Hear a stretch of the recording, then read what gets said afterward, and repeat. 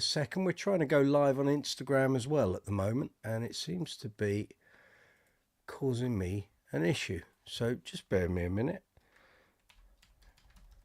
This looks like the window stuck. It's all gone a little wrong. I knew it was too good to be true. Hold on. Instagram, get your desktop app sorted out, will you? Shouldn't just lock up. I had to put a streaming key in and everything. Just bear with me a moment, gang. Sorry about this. How poor. Oh, it says I'm live. It says I'm live. Okay, well, if I'm live on Instagram, fabulous. It's not showing there. Right, just bear me a moment. Let's do this properly, shall we? Yeah, streaming key. If you close it, you'll need to update this stream key. Right, okay. So let's remove it. And then we're going to add it back in. Hey, how about that? It's fun and games here, isn't it? Okay. Right, so now I click on go live and it doesn't do anything. That's really good. Okay. It's not really happening, is it, Instagram? It's not really a thing, clearly. Okay, it says select go live once your streaming software has connected and is displayed. It is. It's your desktop apps. Nonsense. Absolute nonsense. That's what a load of old toot. Right, we'll try once more, and if this doesn't work, then I'm sorry, but we'll give up on the Instagram route. It's good, isn't it? High powered, highfalutin today. Now see, I click on go live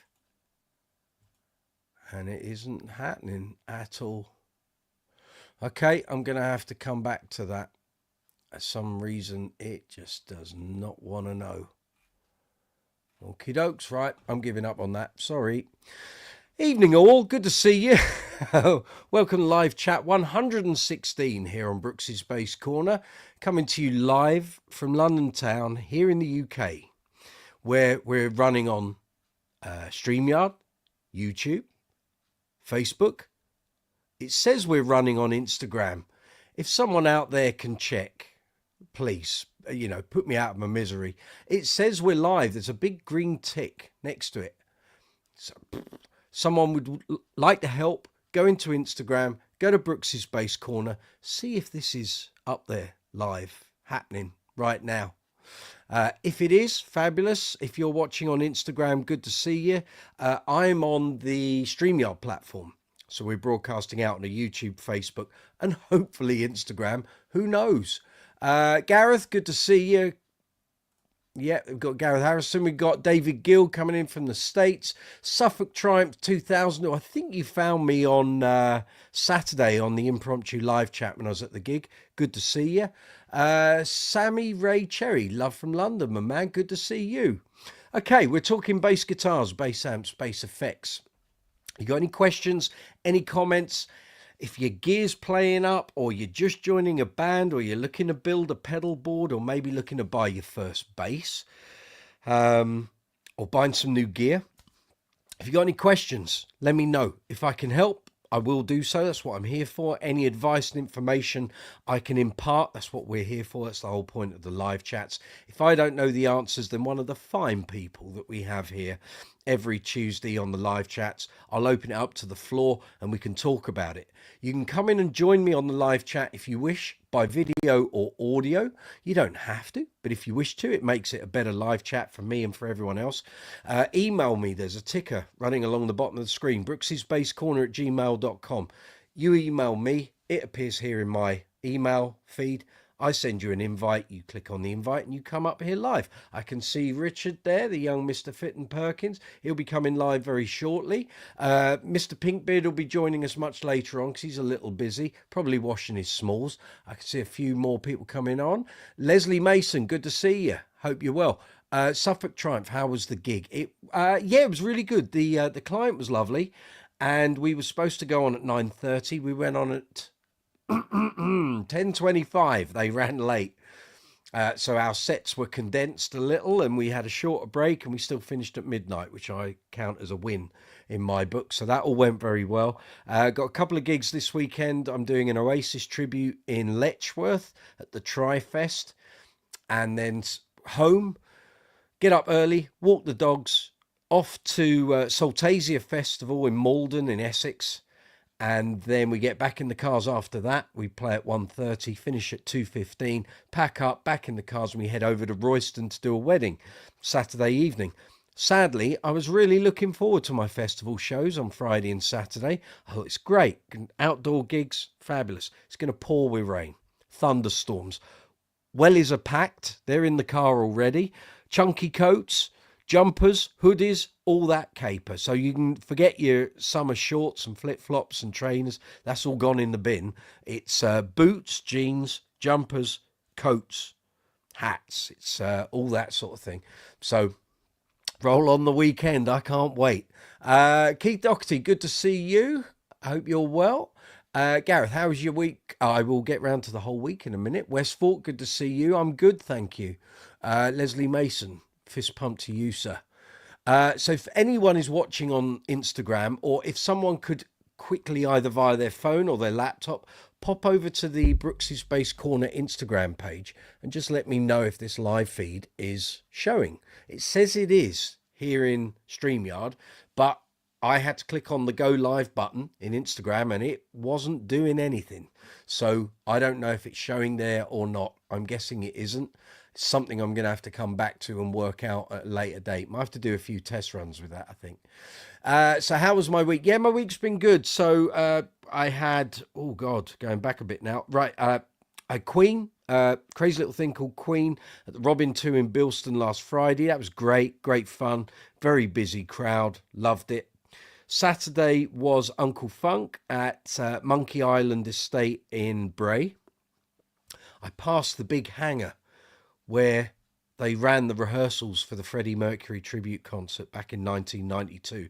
Had to drive through the little village of Bray, thinking the likes of David Bowie, Elton John, George Michael, Seal, Extreme, Metallica, Guns N' Roses, Liza Minnelli, all the people that performed at the tribute concert had been in that village having their lunch, probably went to the pub. Who knows?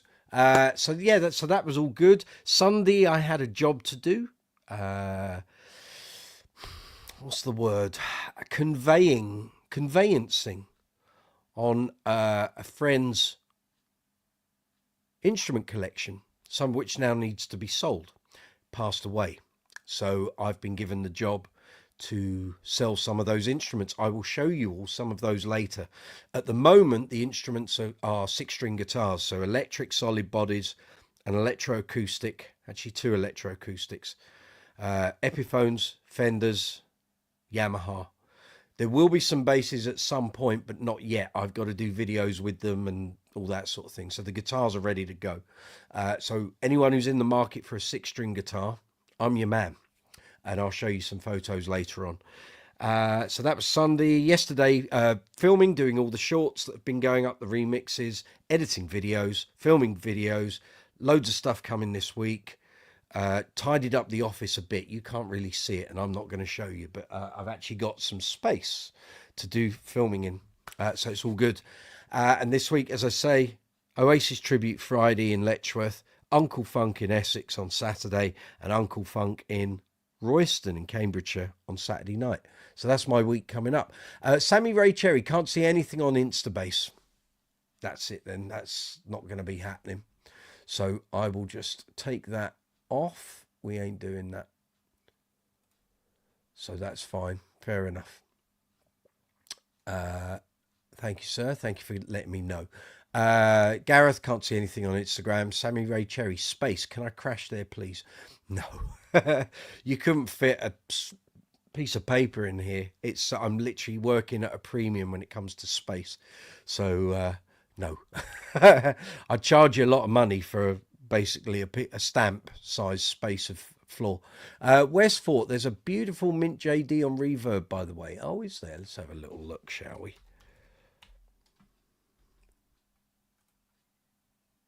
So, need to stay up to date on these things. Oh, there's a JD Rody Series 2 86 Sims LEDs, $4,000. Nah, you ain't gonna get that. There's the Pearl. I'm guessing you're thinking the second-hand Pearl Series 3. I think that is one that came through Bass Brothers very recently.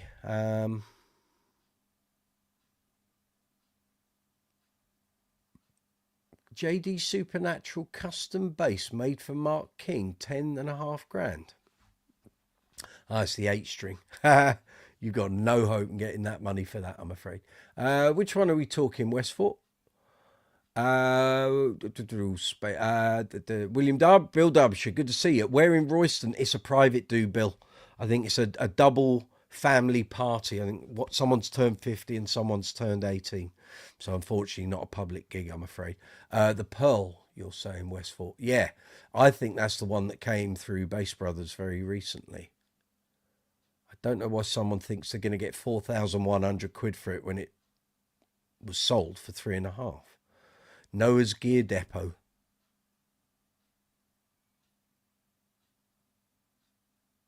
Huh. Yeah, it might be. Hard to tell from those photos because I'm not sure. Jamie, Mr. Pinkbeard, will tell you when he comes on here. Pearl Mint Green. Okay. I don't know who Noah's Gear Depot is. Clearly someone's bought that bass, decided, nope, and either sold it to them or it was Noah's Gear Depot that bought it in the first place. What's he got on his pages then? Tell you what though, 3.5 grand, that's exactly what it sold for originally. How did you think you were going to get 4,100 for that?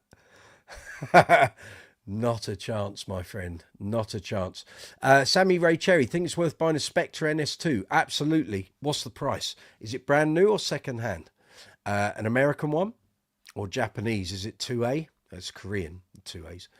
Westfort, I prefer waiting for my JD to arrive. Very good. Okay, that's all the messages there. So quick rundown, then we're going to go to Richard.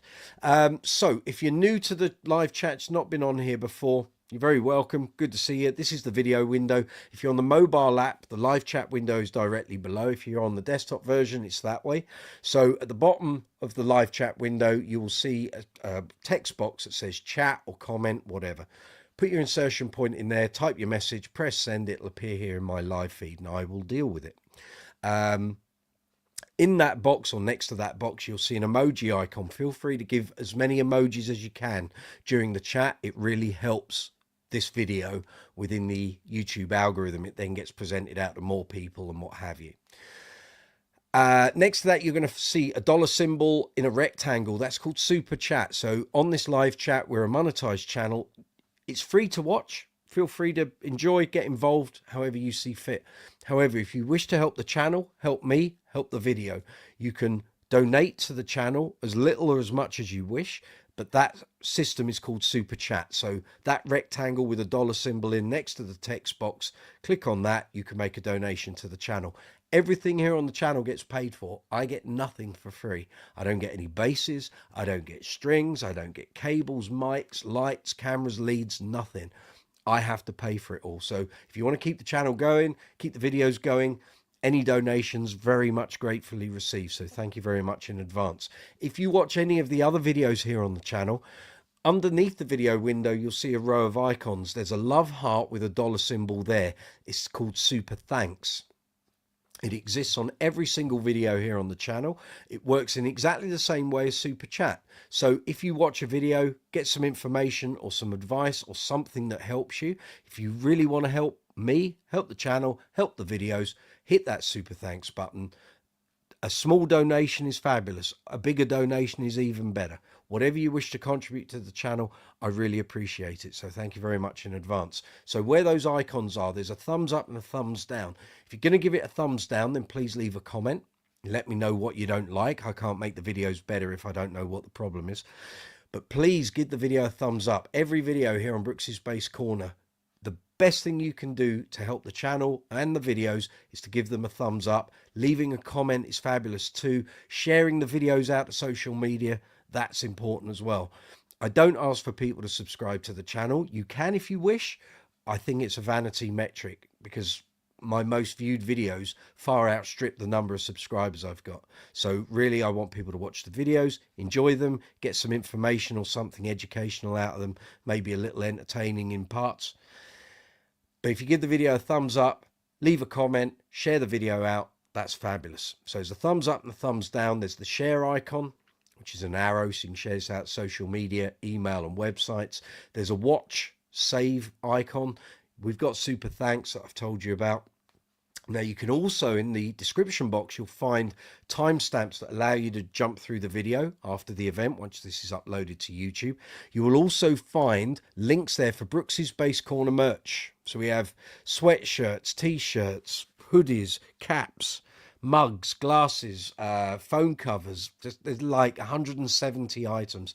Brooks's Bass Corner merch, 15 different designs. Fill your boots, help yourself. Click on the links. There are discounts at various times through the year. By all means, go and check it out. You'll also find links there for the Bass Centre here in the UK, StreamYard, vidIQ and Top Cashback. And then if you've got any bass related purchases, we've got links there for Thomann, Andertons and Amazon. So if you've got a new bass, amp, pedal, gig bag, strings, accessories, whatever, there are links there where you can help the channel with affiliate links. So if you click on the affiliate link, it'll take you through to that retailer, find the item you want, add it to your basket, go through with the transaction, and once you buy it, the channel gets a small affiliate commission. Again, the donations, the affiliate commissions, and the merchandise sales all help to keep this channel going. It's a lot of work, I can assure you, and I'm a one-man band. I'm doing it all myself. So if you want to help, all of those things will help. Right, let's go through these messages and then I'm going to pop over to Richard. So, Sammy Roy Cherry, I got you, man. Just sent you a used G-string. I have no need for those. I got a bin full of them, don't worry. Westport Spectre NS2s are killer. Yep, they are. Tone of them is just spot on, absolutely. Suffolk Triumph, Sammy, hope she doesn't mind. Yeah, very good. Sammy, Spectre NS2 is my bass at the moment, cool. I was just wondering what the current opinion on them was. Excellent. Legendary. You can, I mean, there's so much ground they cover. If you've already got one, fabulous. I've got one and a Euro LX here. So, yeah, I'm a big fan. Westport, you love their tone. And Sammy Ray Cherry. Yep. Right, Richard, we're coming to you. Let me get my earphones on. Headphones even. There we go. And we'll just put it onto the window. There we go. How are we doing, sir? Good evening, sir. How are you? How are we? Yeah. Oh, not bad. You know, rocking and rolling. Ticking over, yeah. Ticking over. What's that in your hands then?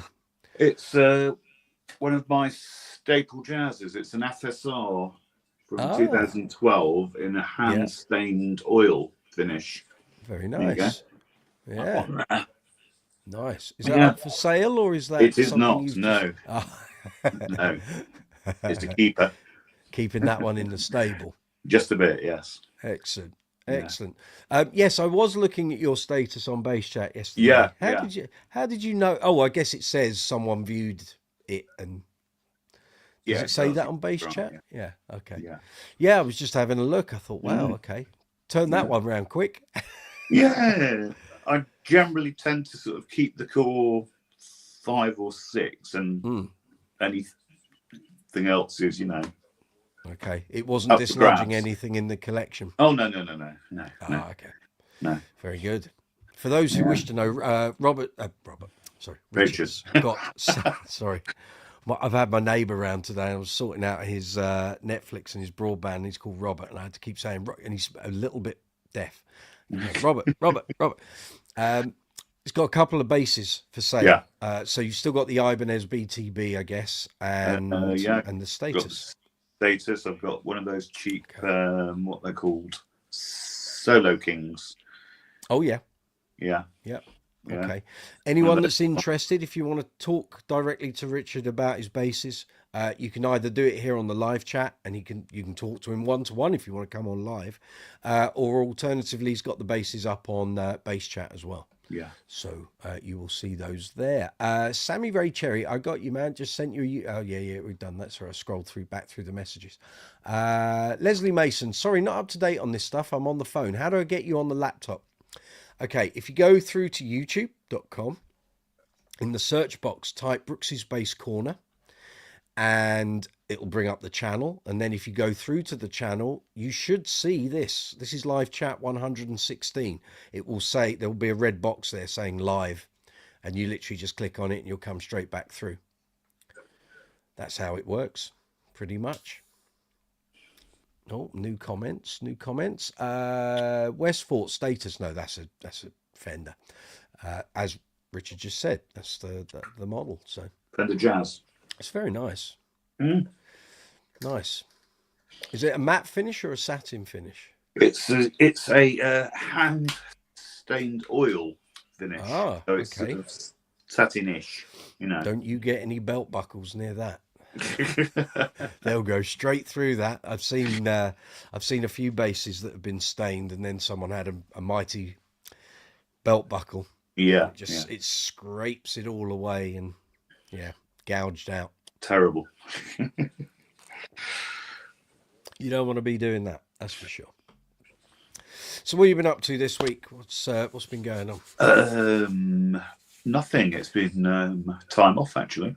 Ah, of course. And back to Gloucestershire and Wiltshire for teaching tomorrow and Thursday. So yeah. Okay. Yeah. Oh, that's good. Okay. Yeah. So you're not just sat on your backside then. You've got teaching and stuff to do. Oh, traveling and teaching. Yeah. I get people ask me all the time, do you teach? And I used to do a little, not in schools. I used to do one-to-one stuff, but I could never justify turning it into a business, because you've got to be very focused on doing that.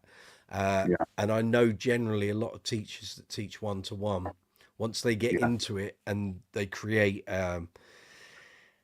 what's the word? If you like, a business out of it, they then kind of let the gigging go to one side, and it's the gigging that I really enjoy. But I could never justify making teaching the whole thing, because I didn't think generally you're at the mercy of what the upper echelons of what people can charge for a lesson is. And I just felt unless you could have 4 or 5 people in a day, it didn't really make, for me, monetary sense to be devoting that amount of time. If you made it your core business, then £30 an hour isn't too bad. That's pretty good. It is here in London. This is what I'm saying. It used to be years ago, 10 quid an hour. Yeah. And then it's sort of back. I used to do jazz jobs at the Dorchester and the Ritz and places, and there was a sax player we actually played with. He set himself up as a woodwind teacher. Right. He bought a fantastic house in Holland Park. That was it. Yeah. And back in probably about sort of 2002, 2003, around there, he was charging £80 an hour then. And of course, people were absolutely knocking his door down, You see, he's a trained teacher. I'm not a theory kind of guy. So what I can teach was kind of limited. I am, you see, so there you go. But when we went into COVID, every bass player in their, son suddenly became a bass teacher. True. I remember seeing people, very name people, dropping their prices like 25 quid, 20 quid, 15 quid, because the options were so wide. Very hard to, everyone was doing everything on the cheap, because also a lot of people didn't have any money. And one of the first things that goes in a situation like that is people having music lessons. Music lessons, that's right, yeah. Absolutely. And also now with YouTube, they can do so much of it through YouTube in terms of getting the information. They don't have to pay for the lessons. Westfort is asking about your status. For which sale. One? Westfort, so the one you've got for sale, Westfort, it's the one we were talking about last week. So it's a series 1. Series 1 through neck, It's got a walnut 1994. tone block. It's about 94-ish. Yeah, 94. yeah, that's right. Yeah, yeah. Yeah, if you want to check it out, Westford, I can put a link on Bass Chat so you can actually look at the photos and stuff. So just bear me a moment. I'll get that for Yeah. you. It's a beast. Okay. Just got to find it in the listings now, haven't we? It'll be on page 2 at the moment. Yeah. I think it sort of actually drops downwards gradually. That's it. I know it was on page 1 this morning. Yeah. Well, once a day I go into Bass Chat to check there's nothing I need to comment on. Sometimes stuff comes up that I might know what I'm talking about. Not very often, though, of course. Right, if you click on this Westford, it'll take you through and you can see the pictures and what Rich is asking for it and all of that. Suffolk Triumph. Hey, Richard, are those flats on the Jazz? Flats on my Jazz? No, they are Elixir rounds. They're 4295 set. There you go. Nice and bendy. The only instrument I have flats on, apart from uprights, of course, is I have a Mustang Vintera 2, which has got the Tomastic Jazz flats on. Cool. Yeah. Cool. But apart from that, it's rounds through and through. Westford says, very nice Jazz. Brooksy, Sammy Rader, sorry, we're getting into multiple comments here. Brooksy, do you have any advice for someone who wants to start busking in London? Whoa, I've never done it. I know people who have. I know it's getting really difficult. And I know there was a thing about 2 or 3 months ago where there's certain councils in London that are under serious pressure to not eradicate, but they want to curtail busking. Some of it is residential issues. Some of it is just musicians getting in the way when people are trying to make their way through the tube network.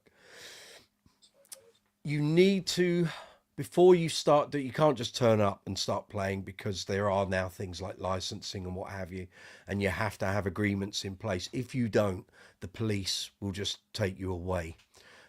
So I think before you endeavour to go down that route, get in touch with the local council where you intend to play and ask them. They'll have all this information there. It may well even be on their local website, but you need to find out what the restrictions are, what the laws, what the general guidelines for it are. And it may well be there are certain times of day when you can go. I know with some of the tube stations, they have like an allotted schedule where people are allowed a spot in a particular station from a certain time until a certain time, and then they have to pack up and another busker comes along and he takes their place and what have you. So you need to do your research. It's not like back in the 70s and 80s where you just sort of rocked up to these places and away you went. It's a different beast. You can make half reasonable money doing it.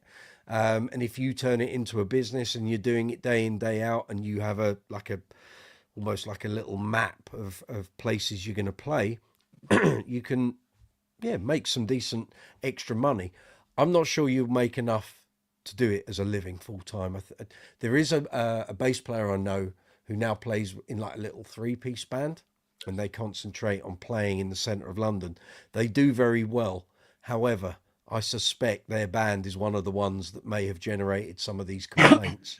And once that ball starts rolling with a particular council, I've seen this before, and it starts happening at the other councils and they just obliterate the busking situation. Eventually the MU get in there and they'll say, look, you want to keep this part of a tradition of London and, live music for the punters and But I would go and do your research first and take it from there. And the funny thing is, once you start doing it, you then realize the other people that are in doing this, and you can start swapping numbers and swapping slots. And I can't do that station that day, and I'll swap you for that. And so that would be my advice. I've never done it myself though. I didn't really want to. I guess part of it was I didn't want to expose myself, if you in the keenest sense, in that way, because you know, when I'm going through the tube and I see buskers, some are good, some are bad, but I just carry on walking, and you get a lot of nutters on the tube and in London, and late night drinkers, you know, at the weekends.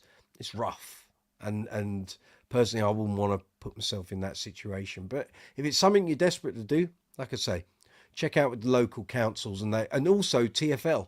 If you want to play on the tubes, TFL will have guidelines. It may well be on the TFL site. I don't know. I'm sure if you Google it, there'll be plenty of stuff there. But it's a good way of getting your chops together. It's a good way of practicing. It's free practice, basically. As far as I'm aware, you don't have to pay for a permit or any of that sort of thing. As far as I'm aware, I could be wrong. Might be worth checking out on the MU website. There might be some stuff on there as well. Gareth Harrison, nice jazz there, Richard. I have an 87 made in Korea Squire Jazz. The first year they moved production to Korea, I believe it has Japanese parts. Very good. Nice, yeah. Nice. Gareth, my advice regarding busking, don't. But then you are in Manchester. It's a slightly different situation up there. London, we're a sprawling metropolis, and the tube stations present themselves, if you like, as venues of choice. And there are so many tube stations. So, you know, anyone that picks one of the bigger stations, if they can get in there, you're going to do a bit better, or you'd hope so. But I do know there is competition for all this. So I don't know if there's like a waiting list or, you know, some sort of pecking order. I don't know. I've not done it. Westfort, you've just looked at that status. Very nice. Very good. Sammy Ray, I thought South Bank was free reign. I don't know. But like I say, if you just rock up to these places and go for it, you may well find the police come and tell you to sling your hook. There's probably going to be a load of this information. Just need to Google it, I think, and see what appears.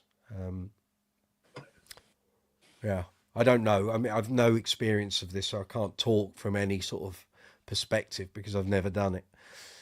Suffolk Triumph, that's a nice status on Bass Chat. Good price. You buying? The man's here. That's it. It's there for sale. Yeah. 1994 Status Series 1 with a walnut tone block. Get in there. Awesome thing. Get in there. So, yeah, what would you like to talk about, sir? What would you like to talk about? I don't know.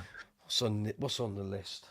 I was thinking of sort of core sort of gear, like sort of, you know, jazzers and P's is interesting. We can do that. Because generally we've talked the last few weeks about our sort of, you know, top end gear. Yeah. Quite a lot. No, so, happy to talk about more simple stuff. Yeah. Well, I mean, for years I didn't use Fender gear, really. I just I was not a fan of passive stuff.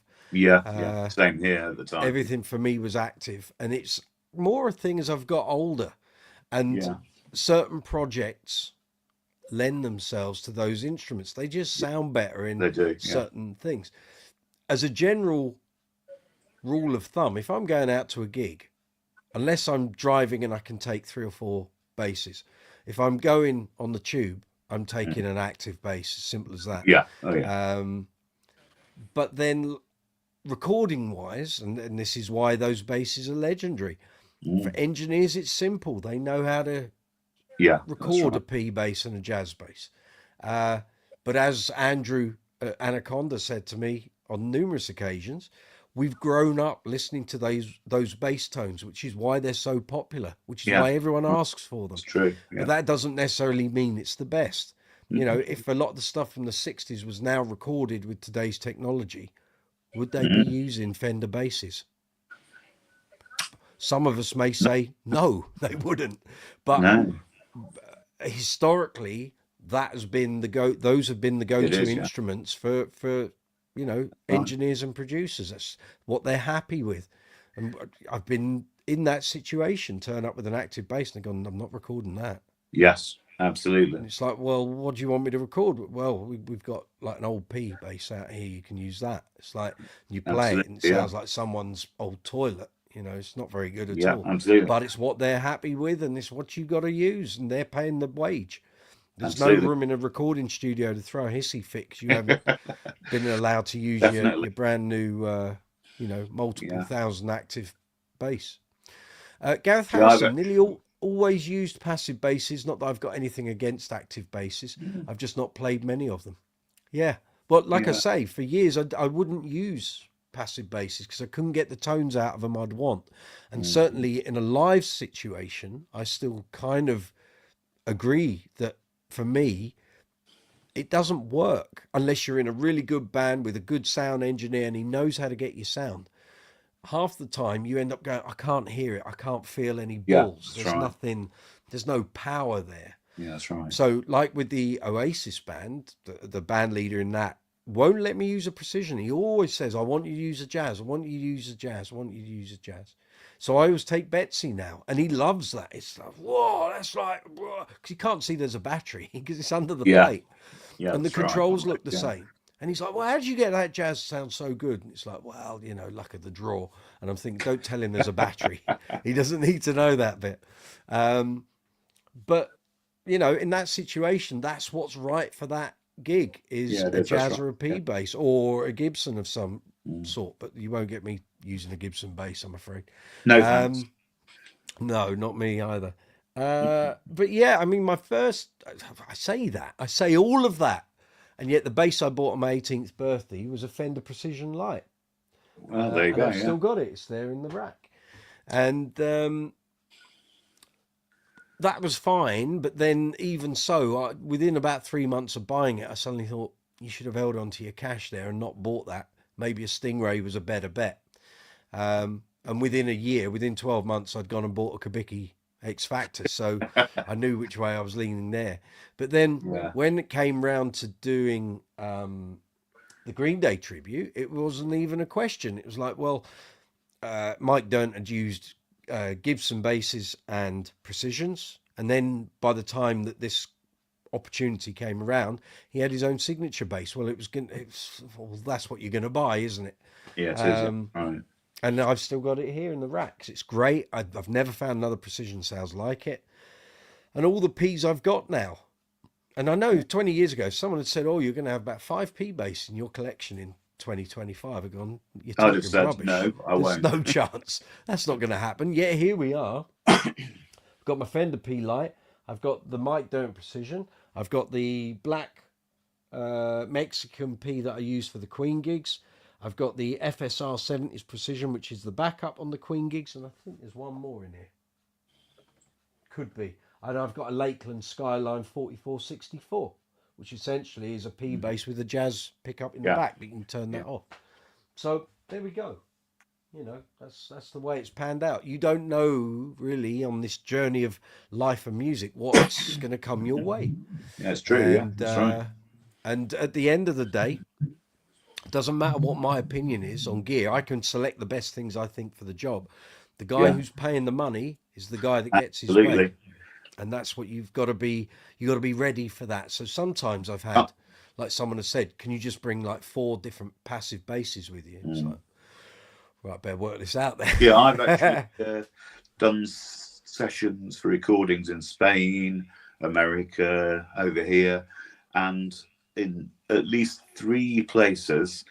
Dutch says, I don't suppose you've got a Fender, have you? Yeah. Exactly. Yes, I have one here. Yeah, exactly. I just keep it in the case for special occasions. Yeah. That's it. Yeah. But it is that. And it's also on the bass collection video that's here on the channel. There's the story with the T-bass, and I took that to a session and it sounded amazing. And quite rightly, I thought, wow, yes, that's the deal for that. The guy loved it, loved the track. We finished the track and packing up, and he sits there and he's sort of rubbing his chin. And I said, what's the problem? He said, well, it hasn't got Fender on the headstock. I said, well, what's that got to do with it? I said, we're in a studio recording a track. You like the track I've put down? You like the tone of that? He said, the bass sounds amazing, but it hasn't got Fender on the headstock. I said, well, we're not going out to perform. It's not video. YouTube didn't exist back then. I said, you know, what's the problem? Well, it hasn't got Fender on the headstock. I said, right, so what do you want me to do then? He said, well, you know, can you come back in a Write couple it of on. days' time with a Fender? And I'm like, what is going on here? The man's nuts. And eventually, I'd already had my eye on a Marcus Jazz anyway. So I thought, right. And I found one in Loot, going very cheap, I have to say. And I took that along to the session a couple of days later, and he was happy as Larry. Sounded 3 times worse, but Yeah. it's what he wanted. So it's like, well, and I got paid and took the money. And actually, the money for that went towards that bass, paid for it Yeah. almost. So, yeah. Westford, I have the solution. My bass does not have a headstock. But you see, you're talking from a position of youngness. Me and Richard have miles on the clock, Absolutely. and experience has taught that's us right. that you Yes. might have that outlook now, but I can tell you in about 10 years' time, if you are playing professionally, if that's what you choose Absolutely. to do, you're going to get If you called look on at to come sort up. of bands through the sort of mid to late 80s, nearly all of them had Datus, Kubicki, you know, all Yeah, of them. Yeah. yeah. Yeah. It does go in trends, but there's the thing that you just don't know what's around the corner. You don't know No. what the next thing that's going to happen. Okay, perfect example. Okay, so years ago, Leslie Mason. I'll say what I was about to say in a second. Gareth Harrison. It's like Lee Sklar's producer switch. Exactly that. Leslie Mason. Hi guys, I'm a relatively new player. Good. You found us on your PC, desktop, whatever. New player, 3 years. Got to start somewhere, my friend. Just starting to understand what's happening a bit. Done some live jam nights. Very good. First gig Well coming done. up in July. Excellent. When do you choose active over passive? You don't. It's kind of, for me, it was kind of dictated to by my influences, the bass players I grew up Yeah. listening to.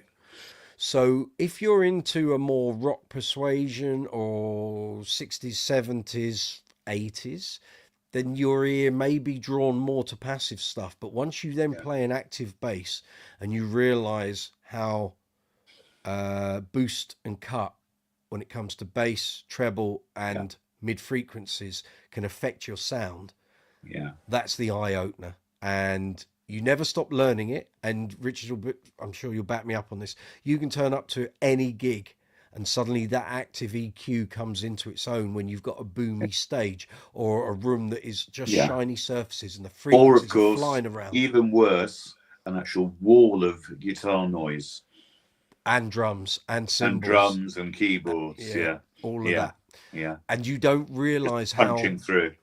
you don't realize how important that is until you're in that situation. So if you're playing in a band where just the vocals and maybe extra backing track or anything's going through the PA, but everyone else is responsible for their backline, you are fighting through a wall of frequencies, and it takes time. You'll only learn how all the people and their instruments sit in the band.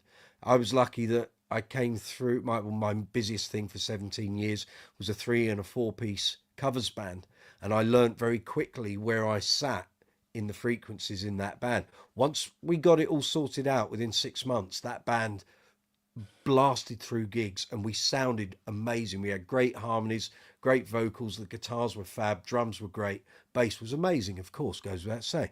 And the active basses allowed me to get through a passive guitar through Marshall stuff, another guitar going through Marshall stuff, drums, like just, I mean, he was a rock drummer.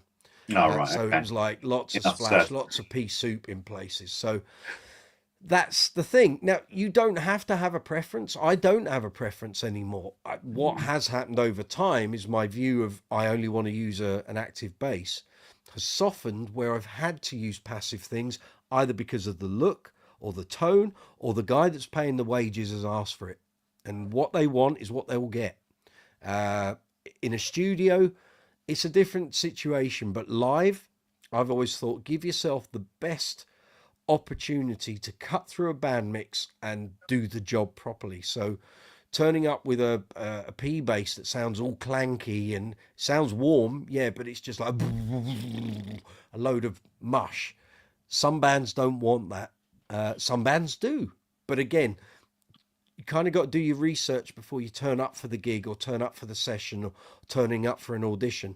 What does the band want? What does the last bass player use? What, if it's a tribute band, what does the original bass player use to do what they're doing? Sometimes you just have to take a stab at it and hope that, if you were covering, for example, pick a bass player, Mike.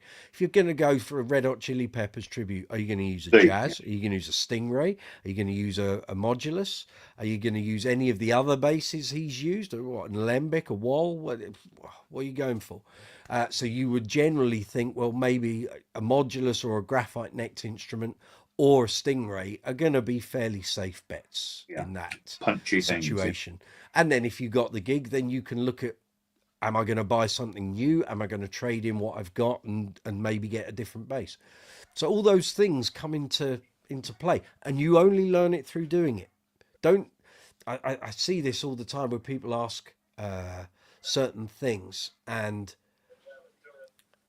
they expect like an all-in-one encompassing answer, and sometimes there isn't. Sometimes you just have to experience it to be able to have the knowledge on how to deal with that situation. So I can see Sammy is, mind if I join for 5 minutes? Of course. Let me send you an invite and we can do that. So if you click on this invite, Sammy, and then I can bring you to screen. So so that's my take on that. Let's see, hang on here. Gareth, or a hollow stage, yes, exactly.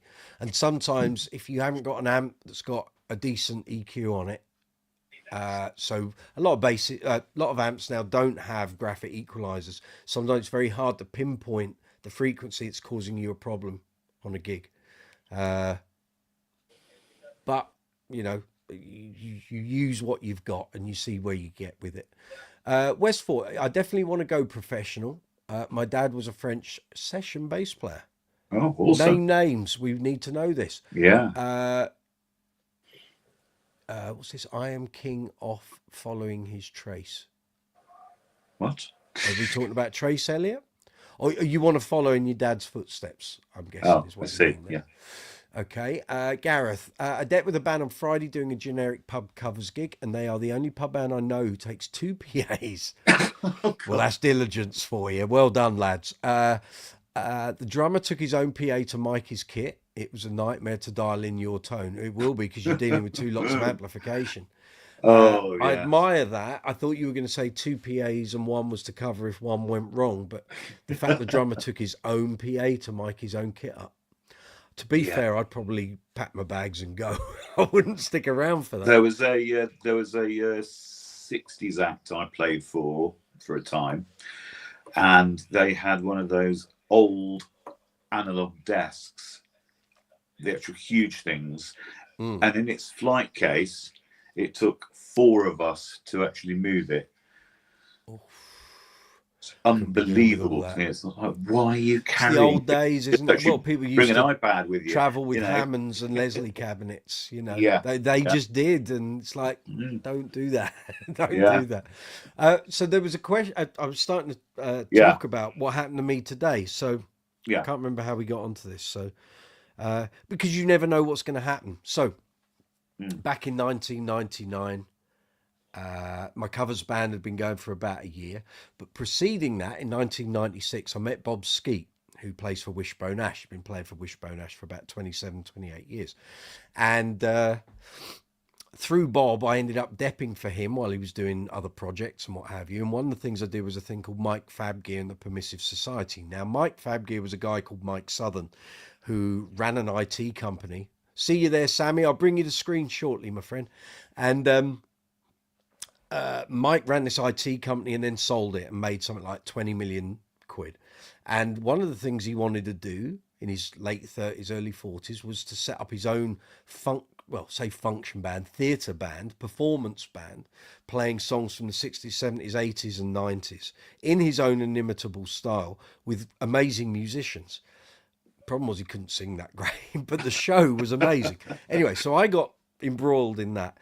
Fast forward to 98, the band split and Mike split, and I went off to join this covers band. And when I came back from the covers band trip to Bahrain, there was an answer phone message from Mike going, wonder if you'd like to join the band. 2 months had passed, so it was a bit late. Anyway, we stayed in touch. I used to do the odd dep gig and what have you. When the band split, Mike got a load of new players in, one of whom happened to be Don Airey, who's the keyboard player for Deep Purple now. But before that, he was the keyboard player for Whitesnake and Rainbow, and Don is the keyboard player of all keyboard players. And he became the MD. So when I came back and I started doing it, and suddenly Don's there, and I'd never met Don. I knew his back catalogue, but I didn't, and obviously he hadn't joined Deep Purple at that point. We got on like a house on fire, did loads of gigs together, and then he got the call with Deep Purple, and that was it. He was off. Now, since that time, which would have been 2000, 2001, I haven't done any Mike Fab Gear gigs, and there haven't been many because he's been doing 1,000,001 other things. Anyway, Don and I stay in touch occasionally. My old covers band became the regular covers band at his village every 2-year summer event. And he got us in on that, so which we'll be forever grateful for. Anyway, this morning I'm in the shower, as you do, and the phone goes, and I'm like, I'm not getting it. I'm not having a wet floor. I'll wait until I get out of the shower. Go to the phone. It's Don. And I'm like, what's he ringing me up for? And he's left me a voicemail. I'm like, is it really? I'm going to get like a world tour offer here. And I know Don does his own band. And I'm thinking, Roger Glover hasn't died, as far as I'm aware. They haven't got any shows coming up. So I rang him and he went, hi, Mike. I said, hello. I said, I haven't spoke to you for a while. You all right? He said, yeah, you don't sound your normal self. I said, Don, it's Mike Brooks, bass player. Oh, is it? It's like, oh, great. I said, yeah, you rang me. You've left. Yeah, his son-in-law is called Mike Brooks, and he's just come out of hospital. And he was ringing to catch up that his son-in-law was all right. Right. I said, well, no, it's me. I'm sorry to disappoint you. I said, I thought you were going to offer me a world tour or something. He went, oh, no. He said, we've just finished recording an album in Nashville. I said, are you not going out on tour? He said, no, we're going to have a summer off. Apparently Deep Purple haven't had a summer off since 1965, so they're probably due one. But that's what can happen. So people that you might have worked with, names, Don Airey's ringing me up. Yeah, I honestly thought, does he want me for a gig? I was like, wow, okay. But no, he didn't. But those are the things that can sort of happen, right, indeed. Sammy, let's bring you to the stage, my man. There you go. 3 of us. Hello. How are you? Yeah, welcome to the channel. How's it going, folks? Yeah, I'm good. Where are you based? London. Yeah. Oh, whereabouts? That is classified information. All right, north, south, east, or west? Yeah. Northwest. Well, I'm northwest, so where's the nearest town? Yeah. Where's the nearest town? Nearest town? Acton. Okay. All right. I'm near Uxbridge, so I'm just down fair enough. Uxbridge Road. Yeah. Wicked. There we go. Have you only discovered my channel in like the last couple of days, or have you? Last hour, pretty much. Oh, okay, right. Cool. Yeah. Well, you're very welcome.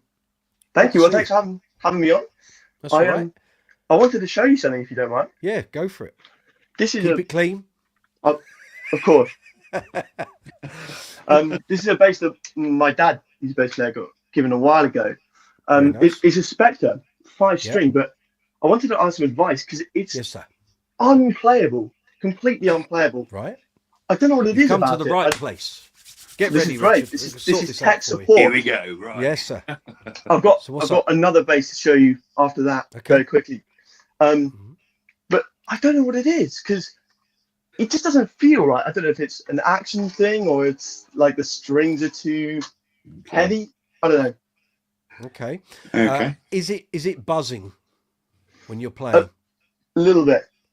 And is it on particular strings? Is it a bit on the G? Okay. And is it at the end of the neck near the tuners or down near the bridge?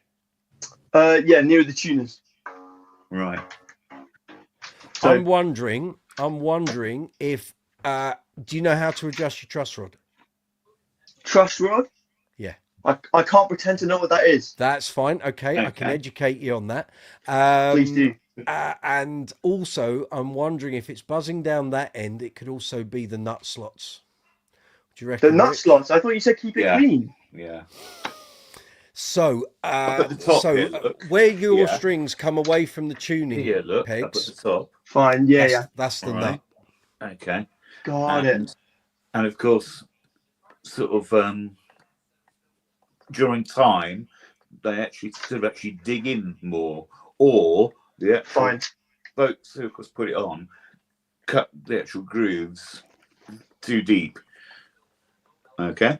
That might be it, actually. That's looking pretty deep on the G string. I don't know if you can see that. Yeah, it is. Okay, I've got a question also. So when you got that bass, have you changed the string gauge? So have you gone heavier or lighter? In all honesty, I think this bass was probably got by the family before I was born. So I can't. You've got a collector's item, mate. Yeah. You think? Just about, yeah, possibly. Really? So how old are you? 16. Yeah. Right. Okay. Well, that's a long time ago for me. Well, it's the mists of time. Well, that looks like that's probably that looks like probably a 2000s. Yeah. And is it a Euro LX? Euro LX. Okay. On the back of the headstock, does it say made in the Czech Republic? It does say made in the Czech Republic. So you've got a Euro LX5. Nice. So I've got a Euro LX4. Let's see if that goes on the camera. Oh no way! Okay, there you go. Same inlay. Yeah. Fair enough. Yeah. So mine's made in the Czech Republic as well. Oh, check it out. So are the actual truss rods on those they're at headstock end. Top. They're at the headstock end. So basically, the truss rod will go. So under where those strings are, you see where it says Spectre on a little bit of plastic? Yeah, I've got that. You take the screws out of that, and it'll expose a hole. And inside the hole, like underneath the nut, you'll see a truss rod. So what I'm going to suggest is, because you're in Acton, I can help you. Really? Because you're local. Yeah, you're local. Genius. I hate having to sell my wares, but it's what I do. If you want me to set that up with your choice of strings, your gauge, I'll get the truss rod sorted. I'll do the nut and all of that. Send me an email. You've got my email address because you sent it through for a request. Send me an email. I'll send you an email back with a quote, and then you can say, yes, I want it done, or no, I don't. But sounds great. As a 16-year-old who's never attacked a truss rod before, I'd rather do it for you. I'd do it for you. But it's very kind. But what I can do when I'm doing it is I will film while I'm doing it, and I will teach you how to do the adjustments in future. That'd be great. So it's not alchemy. It's not like magic hocus pocus that no one should know how to do it but a guitar tech. And you will learn how to do it by doing it yourself. That's how I learned, and watching technicians in bass stores do it. So, but it's about having a bit of patience, a little bit of knowledge, and also knowing what it should feel like when it's right. So when it's wrong, you know it's wrong. Fine. And also, cool. if the fingerboard is slightly out and the truss rod needs adjusting, I'll show you how to sight it from one end to the other, and you will see the string is a straight edge, and either the wood is bowed or it's convex. And knowing the differences will dictate how you adjust the truss rod.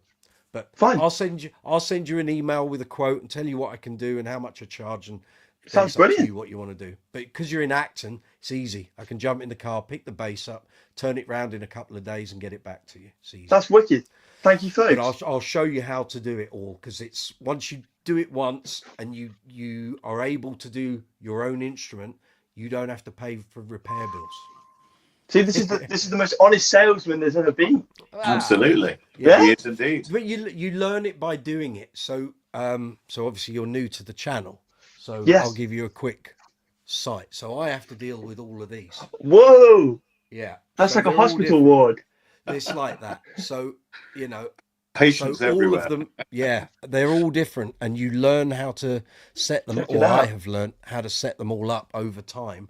Fine. Because I got fed up of taking them into stores and getting people to do them, and then you get them back and they're no better than when I put them in. So fair game, fair enough. Oh, and when we were in lockdown, one of the big jobs I did, which I've still bashed myself up about, was I didn't film. I didn't have the channel. So I set 30 basses up with new strings and this and that, and I didn't film any of it. And I could have done it and it would have been content on the channel. But fine. Yeah. So regarding the buzzing and why it does, well, the other thing is you're saying it doesn't feel right, or it doesn't feel right to you. If I then put a bass in your hands and say that should feel right, you'll then be able to say, well, yeah, it doesn't do it on that string and that doesn't feel right, but that's how it should, right? And you'll identify as time goes on. You have to remember a bass is wood and it never stops moving. You might think it's static. It's not. It's constantly moving. Timbers move with temperature changes, humidity changes. When it goes hot, cold, winter, spring, summer, it will keep moving. The basses you see hanging up on the walls, when we go from winter into spring and then kind of autumn into winter, in here in this room, it's like someone playing a harp, because all the strings and necks move and they go ping, ping, ping, ping, ping, ping, ping. And it just happens. So twice a year, and again, once I've adjusted your neck and got it right, I'll show you. Twice a year, you're going to find either the neck goes convex or the other one. Got it. So, got it. And once you know what the difference is, it's easy to just do a Okay, quarter. sir. Thank you. I should know this. Once you know that change has happened, all you do is turn the truss rod quarter turn left or a quarter turn right. But Is it wizardry? It could no, it's not though. That's it. It's just physics. So once that bass has been done and we get it right, then from that point on, you will know how to identify when things are moving and changing. And understood. You haven't got to keep paying techs to do this. So well, that's genius. There we go. Thank so you, I'll send you an email and we'll sort it out. But yeah, it's not a big issue. Well, thank you very much. You guys have a nice evening. That's no, you can stay and hang around, ask questions. Yeah. That's what we're here for. Well, if you wouldn't mind, maybe you'll. Yeah, go for it. Yeah.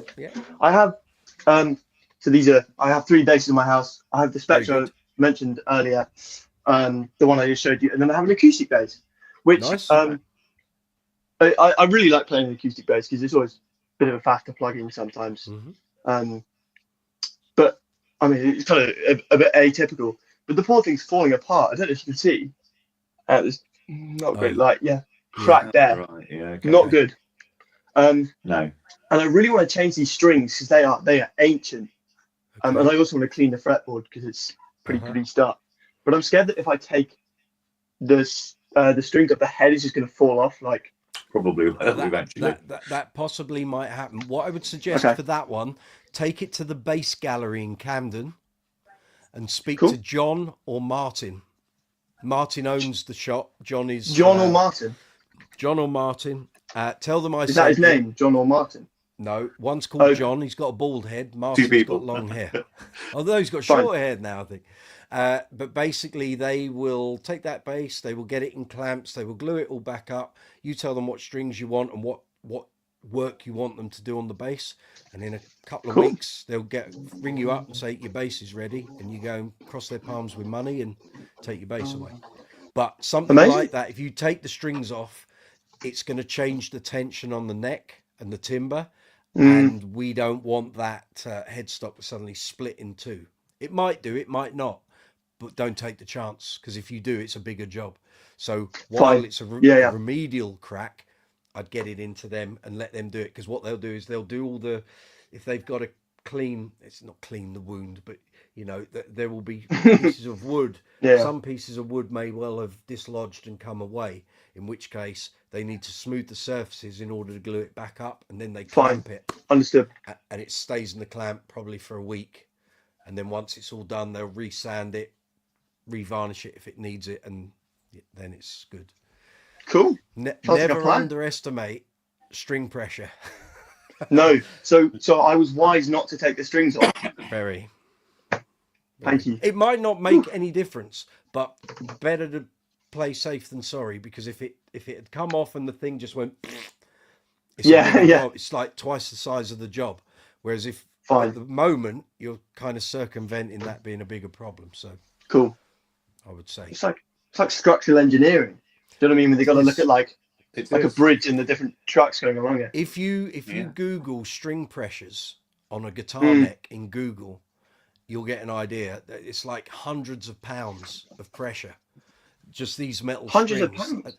Yeah, because of that's what the truss rod. So inside your neck on any bass, there's a metal rod, and that is attached. And as you turn it, it creates tension to counteract the tension that's being provided by the strings. If you didn't have the truss rod, literally, that fingerboard and the neck would flip the other way and break off. Where's that then? In here? It's inside. Show me the other end of the neck where the sound hole is. Right front. Okay, there could be a truss rod inside that sound hole. Sometimes with acoustic instruments, they don't have a truss rod. And again, this is where the pressure thing is fine. Very important. So they're designed, acoustic instruments tend to be designed in a certain way. But again, you're dealing with thin timbers. We're not talking a solid body guitar. Yeah, so true. You treat them a bit carefully. Yeah. Obviously, we didn't. Things happen, you know. Yeah. Things happen. Yeah. It's battle wounds. Yeah, that's it. But when you go and get the strings changed, so on my acoustic instruments, I use half wounds. You can have flat wounds, phosphor bronze. You can put normal steel and nickel round wounds on if you want. It's whatever suits you. It depends what sort of tone you're going for. So, okay. If it's just a bass that you have sitting around your room and it's a bit of I just pick it up and frimic around on it, it's probably not so important. Yeah, it's pretty much. Okay. It's not like a gigging bass. Okay. Well, it's whatever works for you. Whatever tone you're after. If you're looking for like a plummy, like deep sort of tone, you got to remember it. Basses like that, even though they're semi-acoustic, they're not huge bodied, so they don't resonate with bass frequencies. So in order to get like a thick tone, you want a heavier gauge. Half wounds are good. Flat wounds are good. You might even want like rote sound tape wounds. Sorry, did you say half wound? Half wounds, yeah.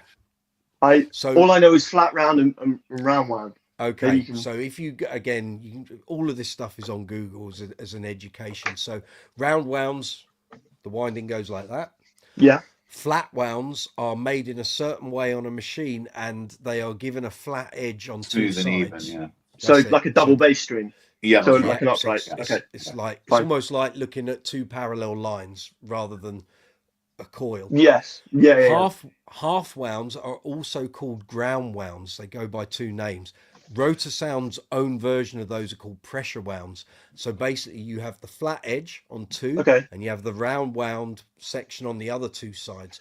So you've got two sides that are flat, two that are circular, and it's a halfway house between like a nickel round wound string and a flat wound. So they feel a bit more like regular strings, but they don't stay bright. Fine. So it's like that, like toilet paper that's rough on one side and smooth on the other. Richard, you can answer that. I have no idea of that, but yeah, good. Example. That's copyrighted. You can't use that. Yeah, that's all right. You can have that one for free.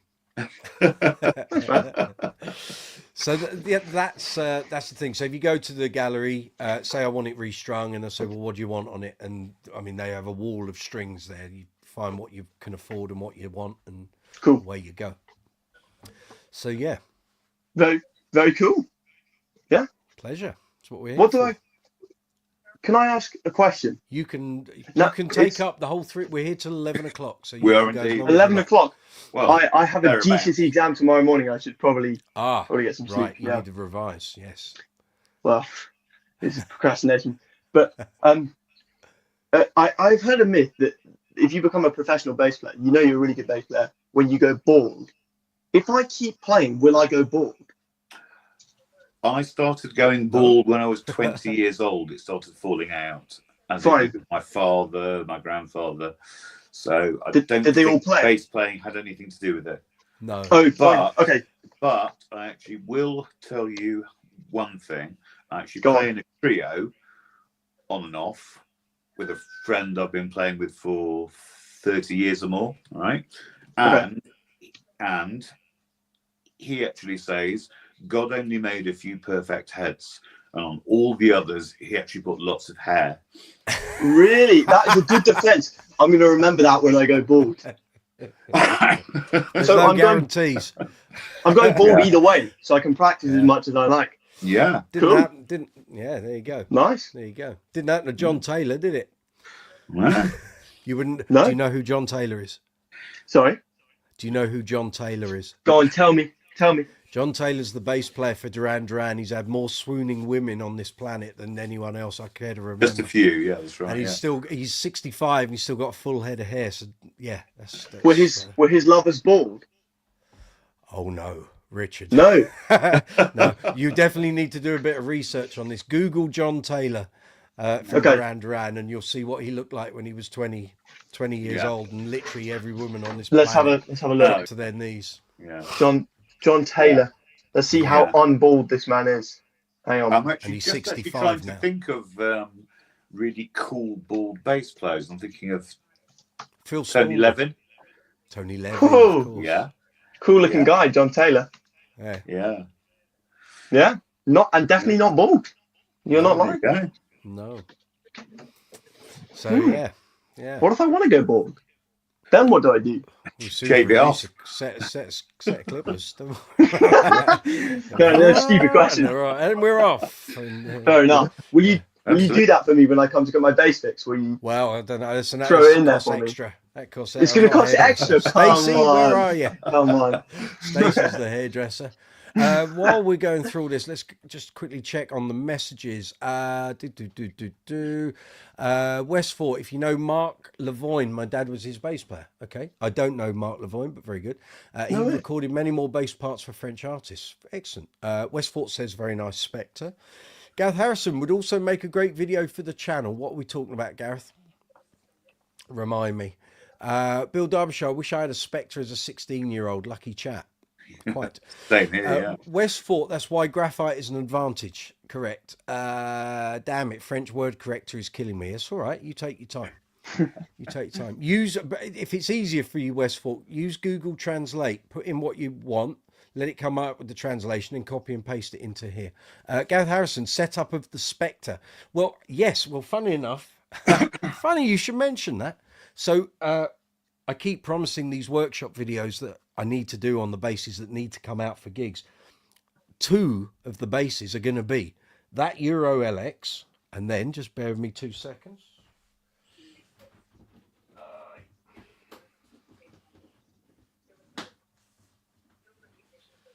No stranger to the channel, of course, but we've got Mr. Nick Smith's Pride and Joy, so that needs to get restrung, and yes, all of that. So he did a fabulous job looking after it, but I think the fingerboard needs lubrication, needs a little clean, and a string change. So this is a proper. You've got a Euro LX there. This is a NS2. This is a 1990. Same inlays.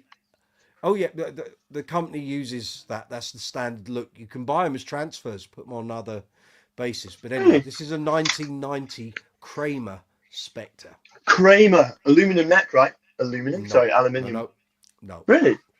No. Kramer did their own range of basses, but they bought out Spectre in the 80s. Really? Yeah, and these are very sought after. That's a lovely bass. Yeah. I'll let you look up Google for prices. It's not cheap. And good luck with that. Yeah. We can swap. I'll show you. I can hear you chuckling. Put it this way, it's a bit more than €1. Fine. Yeah. That's going to be going on the workshop as well. So Gareth, yes, both of those Spectres will have workshop videos very, very shortly, amongst others. there's quite a few. I think there's about 8 basses that need restringing, setting up. I've got little jobs to do, things that need tightening up and what have you. So, yeah, that's what there is. So, Sammy, feel free, once your exams are out of the way, check out the channel. There are, I think I'm coming out on about 650 videos here. Loads of interviews. Might as well ask you, what's your favourite bands? What's your favourite bass players? Ooh, okay. I'm glad you asked. I've been really interested in Wolfpack recently. You know Wolfpack? Yes. I mean, I'd like to say with modern bass players as well, just to see what's happening on the scene. And obviously, Joe Dart is quite a figure. Yeah, I know. So I'm a fan of Wolfpack. Obvious answers. I recently found a bunch of old Jaco Pastorius transcriptions. Very good. But I play upright as well, so I like all the bebop stuff. And I do as well. Good. Yeah. Yeah, you do fine. Cool. So I look at them, Charlie Parker transcriptions, and try and work out some of those licks that are so wicked. So how long have you been playing? I've only been playing 2 years. I'm doing my grade 8 in about a few weeks. Okay, cool. Brilliant. Yeah. Very good. Very good. And do you have a bass teacher? Trinity. Yeah, the Trinity. What is it called? The Rock and one. Pop. Yeah, Rock and Pop. That's it. Yeah. Okay. So do you have a bass teacher? No. Well, my dad plays bass, so okay, that's really helpful. Now I'm going to ask the question because I might know your dad. So who's your dad? Pete Cherry. Do you know him? No. Based in Acton. Yeah, more or less. Is he a full-time bass player or is he? Not anymore. Okay. Not anymore. No. In the past. Do you know? I mean, by all means, mention my name to Mike Brooks to him, and he may go, "Oh yeah," but the name doesn't ring a bell. However, if he's ever read Bass Guitar Magazine or Bass Player, between 2004 and 2022, he's probably read loads of stuff I've written. So really, no way. Okay, go on. Yeah. Well, I was not chief writer, main reviewer for Bass Guitar Magazine from 2012 through to 2020. Yeah. Are they still writing? Are they still publishing? No. Bass Guitar Magazine stopped in 2020, and at the time we just bought out Bass Player, and we were running both titles together at the same time.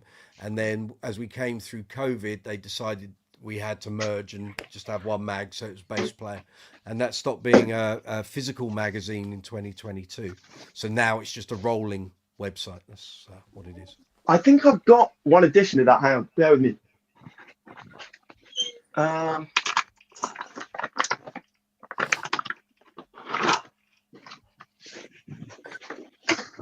Balls! I can't find it, but I had. I had the other day. The one with Prince on the cover. That was wicked. Oh, okay. Well, yeah. I don't normally move the camera about because it's a pain, but I'll show you. So up there on my top shelf, that's all the magazines. Wow, that's a lot. Check it out. Yeah, I've got 2 I thought whole they were volumes. I've got 2 whole volumes. So no way. I've got the set that I bought, and then obviously got a free one for being a writer. That's the whole set from issue 1 up till Bass Player stopped, and then I've got a time capsule set up in the loft. So wicked, awesome. That's so cool. So basically, once it became apparent things weren't going to be carrying on with the magazine, that's why I started this channel. So a lot of the stuff that I used to do for the magazine, so reviews, demos, interviews, features, little tips, and it's all here on the channel. So yeah, so anything that I've generally written or contributed, I'm finding one way or another to get it here on the channel as well. So cool. So I am educate yourself, if when you finished all your exams and stuff, I don't know what you're doing during the summer. Busking. When I was your age and I finished my exams when I was 16, that summer was an education for me. It was my first summer having a bass, an amp. I went to loads of gigs. I saw Prince, I saw Huey Lewis and the News, I saw Duran Duran, I saw Level 42, just loads of bands.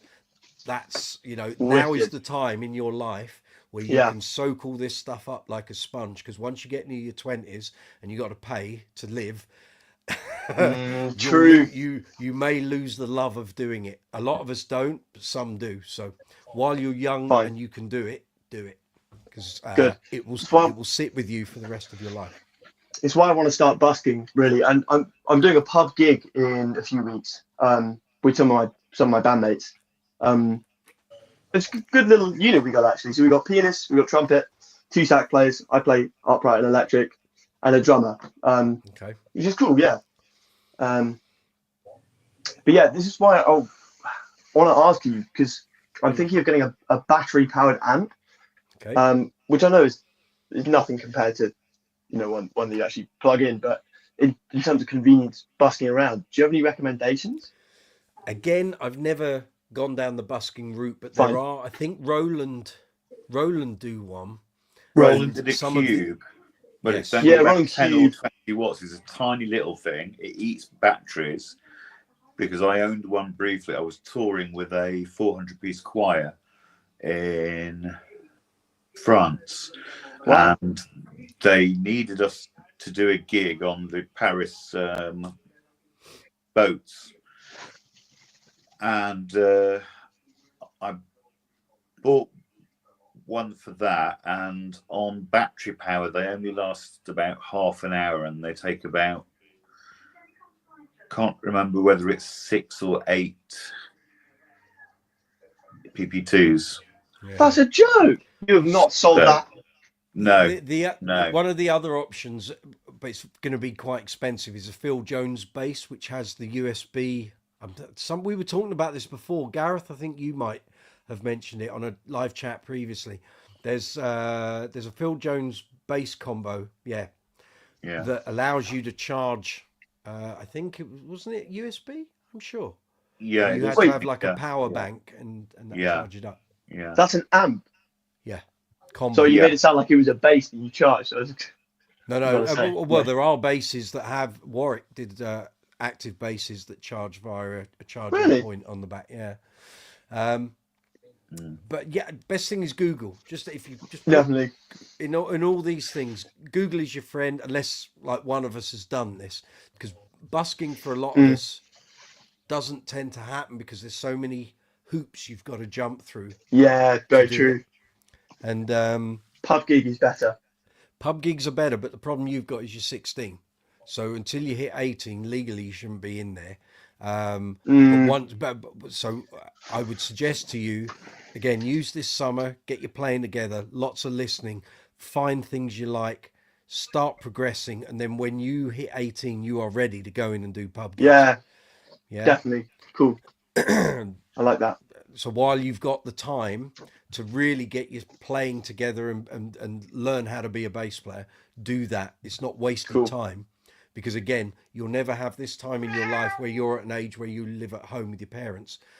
At some point, you're going to end up going out into the world standing on your own 2 feet. You won't get that time again. So while you've got it, enjoy it and make the most of it.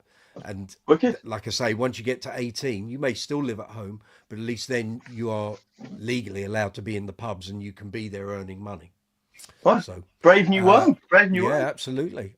Yeah. Let's have a look here. Westfort, you're going to see Level 42 in Germany in the summer. Excellent. I was talking to my friend who's their drum tech today, and we were talking about which gigs I want to go to in the autumn. So I provisionally asked for Portsmouth, Oxford.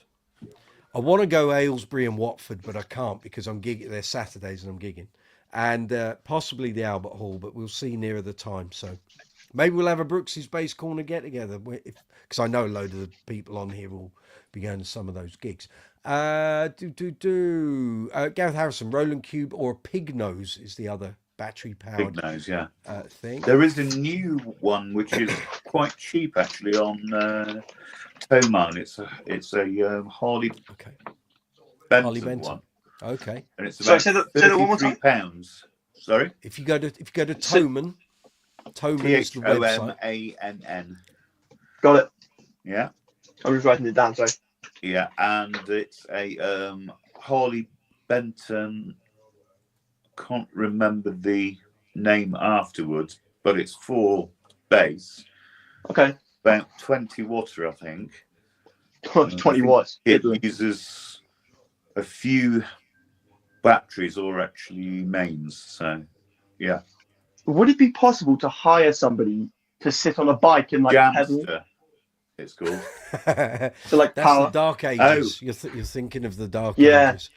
Yeah. That's my bad. Tricky one. I've been quite into some Dark Ages stuff recently. Yeah. By the way, Dynamo power. I just wanted to let everyone know we have a new feature on the live chats which YouTube has introduced over the past couple of weeks. We now have a community leaderboard. So if at the top of the live chat window you see a crown, it says community. If you click on that, it will say who has posted the most messages. And what happens is over time you accrue points. And luckily for you, you will get your own little icon and badge. I got a thing through from YouTube about it yesterday. So if you want your own little sticker and badge, people who post the most messages, these are the bonuses you get. Leslie Mason, anyone going to see Marcus Miller at Coco's in July? I've forgotten what date that's on. Let me just check. I wanted to go, but I think it falls on a Saturday. London. It is Saturday, 12th of July. Joy. It's early, 5:30 to 9:30. Saturday, 12th of July. Where am I? Where's my diary? There we go. 12th of July. Michael John. Oh, I'm at venue 16 in Ipswich. Oh, but we finish, don't we? We finish by 6. So it's whether I can... No, that's not going to happen. I'm not going to get to Camden. Ipswich. No. I'm not going to get to Camden. No. That's even if I left there at 3 hours, 6. 3.5. Yeah. Shame. That's the second time I've had gigs out in the middle of nowhere and can't get back to Camden for a gig. Oh, well.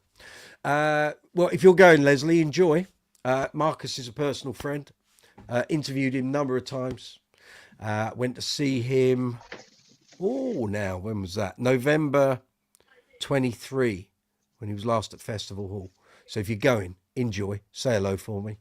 Bill Derbyshire, Phil Jones bass cub combo can run on a power bank. That's what you want. But they're not cheap. All Phil Jones bass stuff is a little on the pricey side, but it's good quality stuff. So if you're going to be doing a lot of gigs, it's going to pay for itself.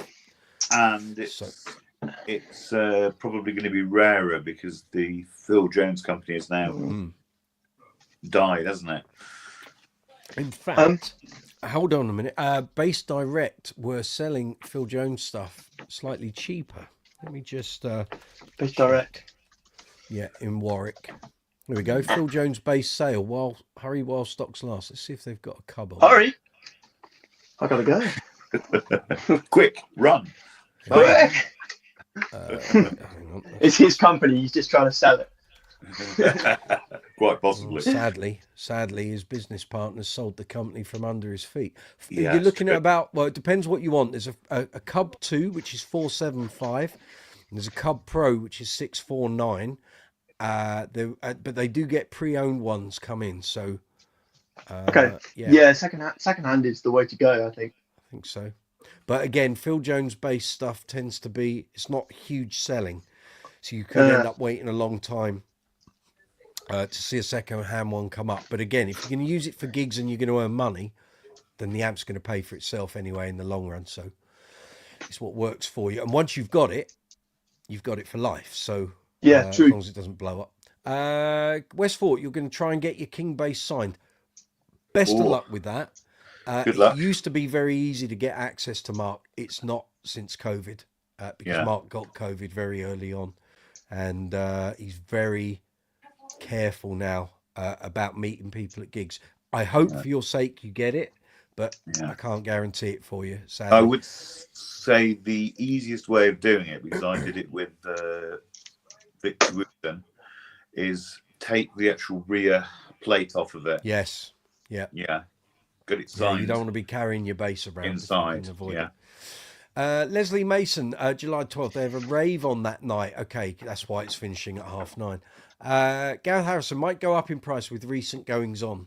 Yeah, that's the Phil Jones stuff with his company going by the by. Let's see what else we got here. Westfort, just to let you know, you are outstripping. Oh no, it's you and Gareth are on about the same, but you're 1 and 2 on the community leaderboard. Leslie Mason, you're 3rd, and yeah, right. Let's have a look here. Westfort, good. Can't believe it. So there we are. So if you've got any other questions, let's have them. Yeah. It Ask is away. 9:30 here. Already? London town Wow. here in the UK. Live chat 116 here on Brooks's Bass Corner. We have the fabulous Richard, and we've got the new pretender, Sammy. So very welcome. Good to see you. Sorry, I Fire made it sound like I was going to say something there. No, go for it. Go for I've it. got- Any questions you've got, fire away. It's what we're I've here got for. nothing. I've got nothing to say. No, sorry. Oh, I made a noise like I was going to say something. That's all right. Yeah. Yeah. Richard. So wait. Oh, Yeah. I do actually No, have a go question for now. it. Sorry. Go for it. So I saw when I had a look at this stream, it said 116. This is 116 times. I've done 116 of these live chats. Yeah. Fine. Yeah. This Cool. this channel's been going for 5 years in August. 5 years. Congrats. Yeah. Wicked. Yeah. So and Again, then yeah. you go and post all of these afterwards on. Well, basically, they're filmed in real time because they're a live stream, and then Fine. YouTube then uploads them into my channel. So by Fine. midday tomorrow, I'll have all the timestamps done and everything is allocated, Cool. and it then becomes a video on the channel. So if you go onto my channel, everything is in a playlist. So there are about 40 different playlists. You look for live chats, all the chats are in there. So so yeah, occasionally we get famous people on. Lee Sklar's been on here. Neil, Really? Neil Fairclough's been on here. Dave Swift, my old editor at the mag, he's been on. Dave Swift. Wow. Swifty. Pete Cherry. Well, he's not famous enough, you see. No. I But kid, also, I kid. if you go into the interview section, I need to update the interview section, but there's a load of old magazine interviews on there, so there's no video really. I just put like photos and what have you up, but the audio from the interviews I used to do are up there. But there is a Fine. video interview with Billy Sheehan, and then you got vintage interviews with John Taylor, Mark King, Doug Wimbish, Chris Squire, loads of Billy Sheehan. There's Nathan East. They're all on there, so it's all up there to be enjoyed, isn't it? Regarding internet bass playing, I feel like it's had, a fair boom recently, which is good. Do you know the names? So, one, Charles Burton. Yeah. Yes. Yes. DannySapko. DannySapko Yes. very well. We Yes. talk often. Can you? I'm going to ask you to put one above the other here. This is a definitive. Well, Are you talking in terms of entertainment or playing ability? That's a very good question. So Okay. in other words, We'll do both separately, Danny separate is a bit categories. of a sort of a sarcastic, comic almost sort of thing. yeah. Sort of Yeah. relatively tidy sort of pub band player sort of thing. Yeah. I'd say Charles Charles is, is a technician. is an absolute Mm, technician. He Chopsman. practices for 8 or 10 Chopsman. hours a day, and he's Yeah. just phenomenal. It's Yeah. admirable, but if I had to sit and listen to one, I'd listen to Danny. I wouldn't listen Agreed, to Charles, yeah, because agreed. it's fine. Every generation has its technicians, but you have to find a place where that is useful, where it Yes. has a purpose. Who's And hiring Charles? Well, I could. Okay, I'll throw it back 30 years. Who was hiring Stu Ham? Precisely. Yeah. Stu Ham. Yeah. It's great having all that facility to be able to play anything, but if there's not a purpose for it, a vehicle for that playing, then kind of what's the point? And Charles Billy Sheehan doesn't said it to hiring me. anyway. Billy Sheehan said it to me. Mark King has said it to me. Yeah. Literally every bass player I've ever interviewed has said the same thing. The power is in the song. It's not the technique. Absolutely. Can I say it? You can say what you like as long as it's clean. The power is in the song. It felt good. Power's in the That's song. right. It's, Yeah. you can We be are in a here. studio and no one will see technicality, in a studio, yeah. but that song might be heard by billions of people around the world. Absolutely. Yes, so if you're in it for money, you're better off writing a good song than being able to play a million notes a second. That doesn't get you anywhere. And as wonderful as Charles is, we've had all these technicians for years. Yeah. He's only developed what's come before. None of us are original. He's not original by long shot, because a lot of his playing is borrowed from all of those who trailblazed before him. So yeah. I asked this. I entered his bass competition the other day. He was giving away an 8-string. So 100 or so people, they just did a short thing where they had to write a solo over a backing track he gave. But yeah, no, I didn't win, but it was great fun. But yeah. But he's like you said, obviously a good bass player, but is he that tasteful? Well, we had this discussion at the bass mag because there was a bass poll just as the mag was coming close to winding up, and I remember my editor going, well, all the players are YouTube players. I said, yeah, but in 5 to 10 years time, how many of them, they may have millions of subscribers. Tell me how many records they've sold or streams they've sold. How many of them have actually, is Davey 504 going to write a #1 album? Of course. But does it matter? Does it matter? Well, it doesn't, because he's going to make a fortune off of YouTube stuff. But in the annals of bass playing, he won't go down as an all-time great like James Jameson, Jackie Pastorius, Jack Bruce, or John Entwistle. He'll just be that bloke that was on YouTube and was a bit funny. Fair enough. Yeah. Yeah. So when I see Charles Batode slagging off Don Henley going, no one cares about you, you're old, no one listens to your music, I somehow don't think Charles Batode is going to write an album that's going to be as much a part of society and culture as Hotel California. So when you've done that, then come back and say all that nonsense. But, fair enough. Or he just had a bee up his ass because Don Henley gave him a copyright strike, and he thoroughly deserved it because he knew he was going to get one. It was clickbait. The video was clickbait. Yeah. The video was clickbait. You knew that was going to happen. Everyone on YouTube knows, do not cover Eagles songs or anything to do with Don Henley. It will get ripped down and you will get a copyright strike. Yeah. You do 3 videos, your channel's gone. Yeah. So don't do it. Sorry, I'll get my soapbox with that. I hate it when people do clickbait stuff knowing what the outcome's going to be. It's Totally. Especially in that context, because it was fairly obvious.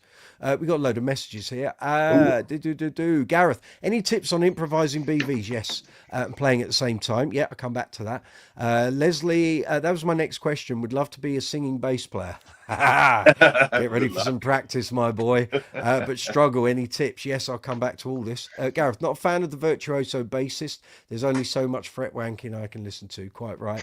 Suffolk Triumph. DannySapko is awesome. I love Danny, and yet I know other people just can't stand it. It's each to their own. I love Les Dawson. A lot of people. Big up Suffolk Triumph. Right. Tips on improvising BVs. Okay. First point. Listen up. It's practice. There's no magical formula. It's not something you just pluck out of the air. Some people are born with perfect pitch. They're very lucky people. They've still got practice BVs. Stevie Wonder still goes for singing lessons every week. Wait, you serious? Yeah. He makes it known. He pay. Stevie Wonder doesn't make albums that anyone listens to anymore, but he still goes out and does shows. But in order to keep his voice in trim and available, he has singing lessons. Fair enough. Regularly. So to do BVs, it's a practice thing. Right. Who asked the first question? Gareth. Right. So let me put a link up for a video I did a couple of months ago. 2 seconds. Sorry, before you do that, team, yes, I've got to run. But thank you so much for having me. Honestly, pleasure to meet you guys. That's all right. Send me an email about the I'll send you an email about the bass. Yeah, I'll do that tomorrow. Well, if you'll have me again sometime, I will come in. Anytime. We're here every Tuesday from 8 o'clock. Cool. Thank you, team. Thank you very much for your time. See you soon. Have a nice evening. Best of luck tomorrow on your exam. Thank you. Means a lot. Okay, man. Take it easy. Cheers. Right, I'm going to put up a link for... He was a nice young chap, wasn't he? Yeah, cool. Pleasant. Came out of nowhere. There we are. Right, video I put up a couple of months ago. 5 things I wish I could have told myself 30 years ago. Monday, actually, I'll just say it now. Monday, 9th of June, will be the 30th anniversary that I went professional. So I'm going to do some filming on Monday in my old stomping ground of Kingston, and that will become a video. Anyway, 30 years ago, had I been able to tell myself these 5 things, there's a nugget in that video. So feel free to check it out. I'll reiterate it now, but you might get some more leverage out of it in that video. So I turned pro in 95. No one in my family or friends ever pointed me in the direction that you need to learn backing vocals, other than I knew just, here's Phil DeHarve, good to see you. Thank you for checking out my live chat. Bless you. My running Phil's videos are relatively dead. Phil is a monster bass player. Just moved back from London, back to Belgium. I think I've been tapping into his live chats. Good to see you, mate. Thank you for popping in. I did send you a message on Messenger on Facebook, but I'm not sure if you even check that. So if you haven't, there's a message sitting in your Messenger. After I took over your live chat about 2 weeks ago. But anyway, what was happening? Everyone was asking questions. It was hard to keep up. So I'm very sorry, Phil. I didn't mean to take it over. So 30 years ago, turned pro. No one told me how to learn BVs. As far as I was concerned, you sang in unison. That's how it worked. I didn't know all about harmony and counterpoint melody and all of that sort of thing. So I'm in a glam rock tribute. We fashioned backing vocals, but none of it was ever sat and worked out. People just did what they did in a drunken raw. 1998 comes around. I joined Cover Story, although it was called The Offenders then anyway. We went off to Bahrain for 10 weeks to get that band up and running. So we were playing every night. When we came back, we then became hyper busy. I did thousands of gigs for 17 years and it paid off my mortgage. So fabulous. About 2 weeks in on that trip, so we were 4 of us in that band. We're all doing BVs and lead vocals and what have you. And I'm very fortunate. I was in a band with Steve Overland. So anyone who knows who Steve Overland is, he's the singer from a melodic rock band in the UK called FM. So FM are like the British Bon Jovi, and they never made it huge. They made it quite big, but they never made it huge. Should have done. Steve is an amazing singer. I had the luxury of standing next to him on stage for 17 years, and it's like listening to a volcano going off. We're talking Michael McDonald, Richie Sambora, Richard Marx, Freddie Mercury style vocal delivery. When he sings, it's like power, volume. It's like listening to musical velvet. That's what it was like. So I'm there. I was a fan of FM. Here I am in a covers band with him, sat in the middle of Bahrain in 35-degree heat, drinking beer, sat in a pool. And I said to him, right, I said, if we're going to make this work, I've got to be able to start contributing BVs properly. I said, not just singing in unison. I need to know how to do this. Something tells me you're the man I need to speak to. He said, well, I'm going to give you one piece of advice, and it's all you need. He said, you don't need any other advice other than what I'm about to say. I said, go on, hit me with it. He said, right, when we get back to the UK, buy the entire back catalogue of the Eagles, and it's very easy. There's only like 5-6 albums. Buy that, because everything you need as a male vocalist in terms of harmony, melody, partial BVs, interlapping, interlocking, everything you need is on those records. And the best bit, you can hear it all, and it's all separate. You can hear what the bass player is singing. You can hear what Dom Felder is singing. You can hear Joe Walsh. You can hear Don Henley. You can hear Glenn Fry. That's the gold dust. He said, everything you need is in that collection of albums. After that, everything else is just a version of it. He said, you can try and listen to Queen backing vocals and harmonies and stuff. You can't pull it apart. It's like so much multi-layering. With the Eagles, they created a harmony, or a way of creating harmonies that basically they could copy exactly on a live stage. Queen couldn't do Bohemian Rhapsody live with, hundreds of overdub, multi-layered vocals. There's only 4 of them there, but the Eagles managed to do it with 5 of them. So it was all there. If you want evidence of this, there's a track called 7 Bridges Road. So I got into the Eagles. So Steve said this to me in 98. I kind of followed his advice and it worked.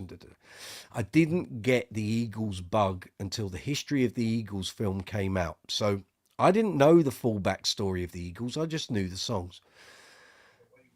That film was on BBC, on BBC 3 or something, back in the summer of 2013. And I thought, I'm going to sit and watch this. This is an education, because the guys in my covers band have been saying to me for years, you've got to know about the Eagles. It's such a big story. And I watched this film. The very first clip of that, and I can link it through on YouTube, but I don't want the sound to play because I'll get a copyright strike, funnily enough, after what we've just discussed, is them warming up before a show in Houston doing 7 Bridges Road. I nearly fell off my seat. I was like, I've missed out on this. Because 7 Bridges Road wasn't their song. It was someone else's song, but they used it in their live show. So unless you bought the live album, you didn't have it. Their harmonies were so tight. It was like Steely Dan with Michael McDonald. It's like literally coats of paint. It's that tight. And I was like, okay, well, I've got to watch this. And I recorded it. I've watched that. I ended up buying the box set. I just watched it over and over again. So after Steve's advice, came back, I bought those albums, went to library and borrowed the ones I couldn't get and recorded them on the tape. And I learned how to do backing vocals that way. So once you get an idea of how things work and you don't know theory, you can kind of work out on a bass where your root, 3rd, 4th, 5th, 6th, 7th, 8th is going to sit in a structure. And if you can get in your head, so if you hear someone singing, you can instantly go, so they say, I want you to sing a 5th, you know what those 2 related notes are. And you know how they sound. Very easy on a bass, because you very often will play a root 5 or a root 5 octave. You know what that 2nd note, the 5th, sounds like in relation to the root. And that's how you work it out. So sit there, listen to those songs, listen to what the harmonies are doing. And if you can go on YouTube or anything and find official Eagles videos, a song like How Long, there's only 4 of them singing on it. You can hear what each of them are doing and just follow that singer's line through the whole song, and you'll hear it, how it all meshes together. And if there are isolated tracks, I don't know, I've never looked for Eagles isolated tracks, you'll hear it all and how it all interweaves. And once you get that knowledge of how the notes and a 3rd harmony, a 5th, a 6th or an 8th or whatever you want to do, how it all works. Now sometimes a harmony might go across, someone in a band might do a 3rd and then move to a 5th, and those things can happen. But it's just song knowledge, it's using your ears, but it is practice. So having the knowledge to sing harmonies is one thing, developing a good singing voice is another. So I don't have a great singing voice. I've got low and I've got high. I don't have good mid-range. Great singers, the great singers, have amazing mid-range, and that's where a guy's vocal power and finesse comes from. It's the mid-range, but I don't have it. I'm down here, I'm baritoning, but I can do an amazing falsetto and I can go high. So very often when I'm doing gigs, and okay, perfect example, did a dep gig the other week for a band and did a good job. Did my usual backing vocals, loud and proud, accurate as possible, knowing where you're doing it, playing the bass, Get a phone call, text message on Sunday. I was blown away by your BVs that I heard on that gig. He said, your bass playing's immaculate. He said, but your BVs, I'm sold. How do I get you into this band? And I said, well, I'm not necessarily available, but I'm available for hire. Yeah, thank you very much. Sign the check. And the project he wanted me to be involved with probably ain't necessarily my cup of tea. But he said, I've somehow, well, now we've met, I know where you are. That's great. And that's you know, to someone to say that I'd never met him before. And he just said, "Whoa, your BV sold it." Love the BVs, but it's working with people like Steve, being in bands that do BVs properly. A lot of bands don't sit and work out their BVs. In my old covers band, we did. When we brought new songs into the band, we would only do 3 or 4 at a time. Some bands go in, learn up 10 songs. We never did that. We would do 3 or 4. They'd go in the set. We try them for a couple of weeks. They work, great, they're in. If they don't work, they're gone. A couple of months later, we do another 4 songs. And that's how we always did it. But our BVs, and especially when we went from being a 4-piece to a 3-piece, meant that my BV was even more important than it had ever been before, because suddenly there's only three of us covering, not 4. But we managed to make it all work, and it all gelled and came together. And if I listen back to some of the gigs we did in like 2012, 2013, 2014, when we used to go out to the Middle East and do a month of gigs, some of the backing vocals make the hairs on my arms stand up. It's just like, wow, we really that tight? We were. It's there on audio. There's the proof. So that, in a nutshell, would be my advice on that. It is just a practice thing. It's listening to the songs you're playing and trying to hear what the harmonies are. And again, once you do it and you do it regularly, it's amazing how quick your knowledge and your ear picks up on things. And then you will hear songs that you might have played for years on end, suddenly pick up on what the harmony needs to be. And the best singers that I work with in covers and tributes and all that, they always hear the harmony. They hear the harmony the moment the main melody line is sung, and they'll start singing along. But it's a practice thing. I mean, there's loads of videos here on YouTube detailing how to learn harmony singing. Check those out. I never had that. I got it from practically being in a band where everyone sang, and you just learn. And when a harmony isn't there, you go, "Where's it gone?" You notice when a harmony isn't in the place it needs to be. Let me go through these messages. Leslie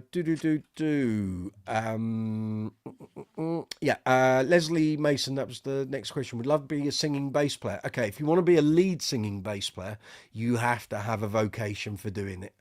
And that needs even more practice than backing vocals.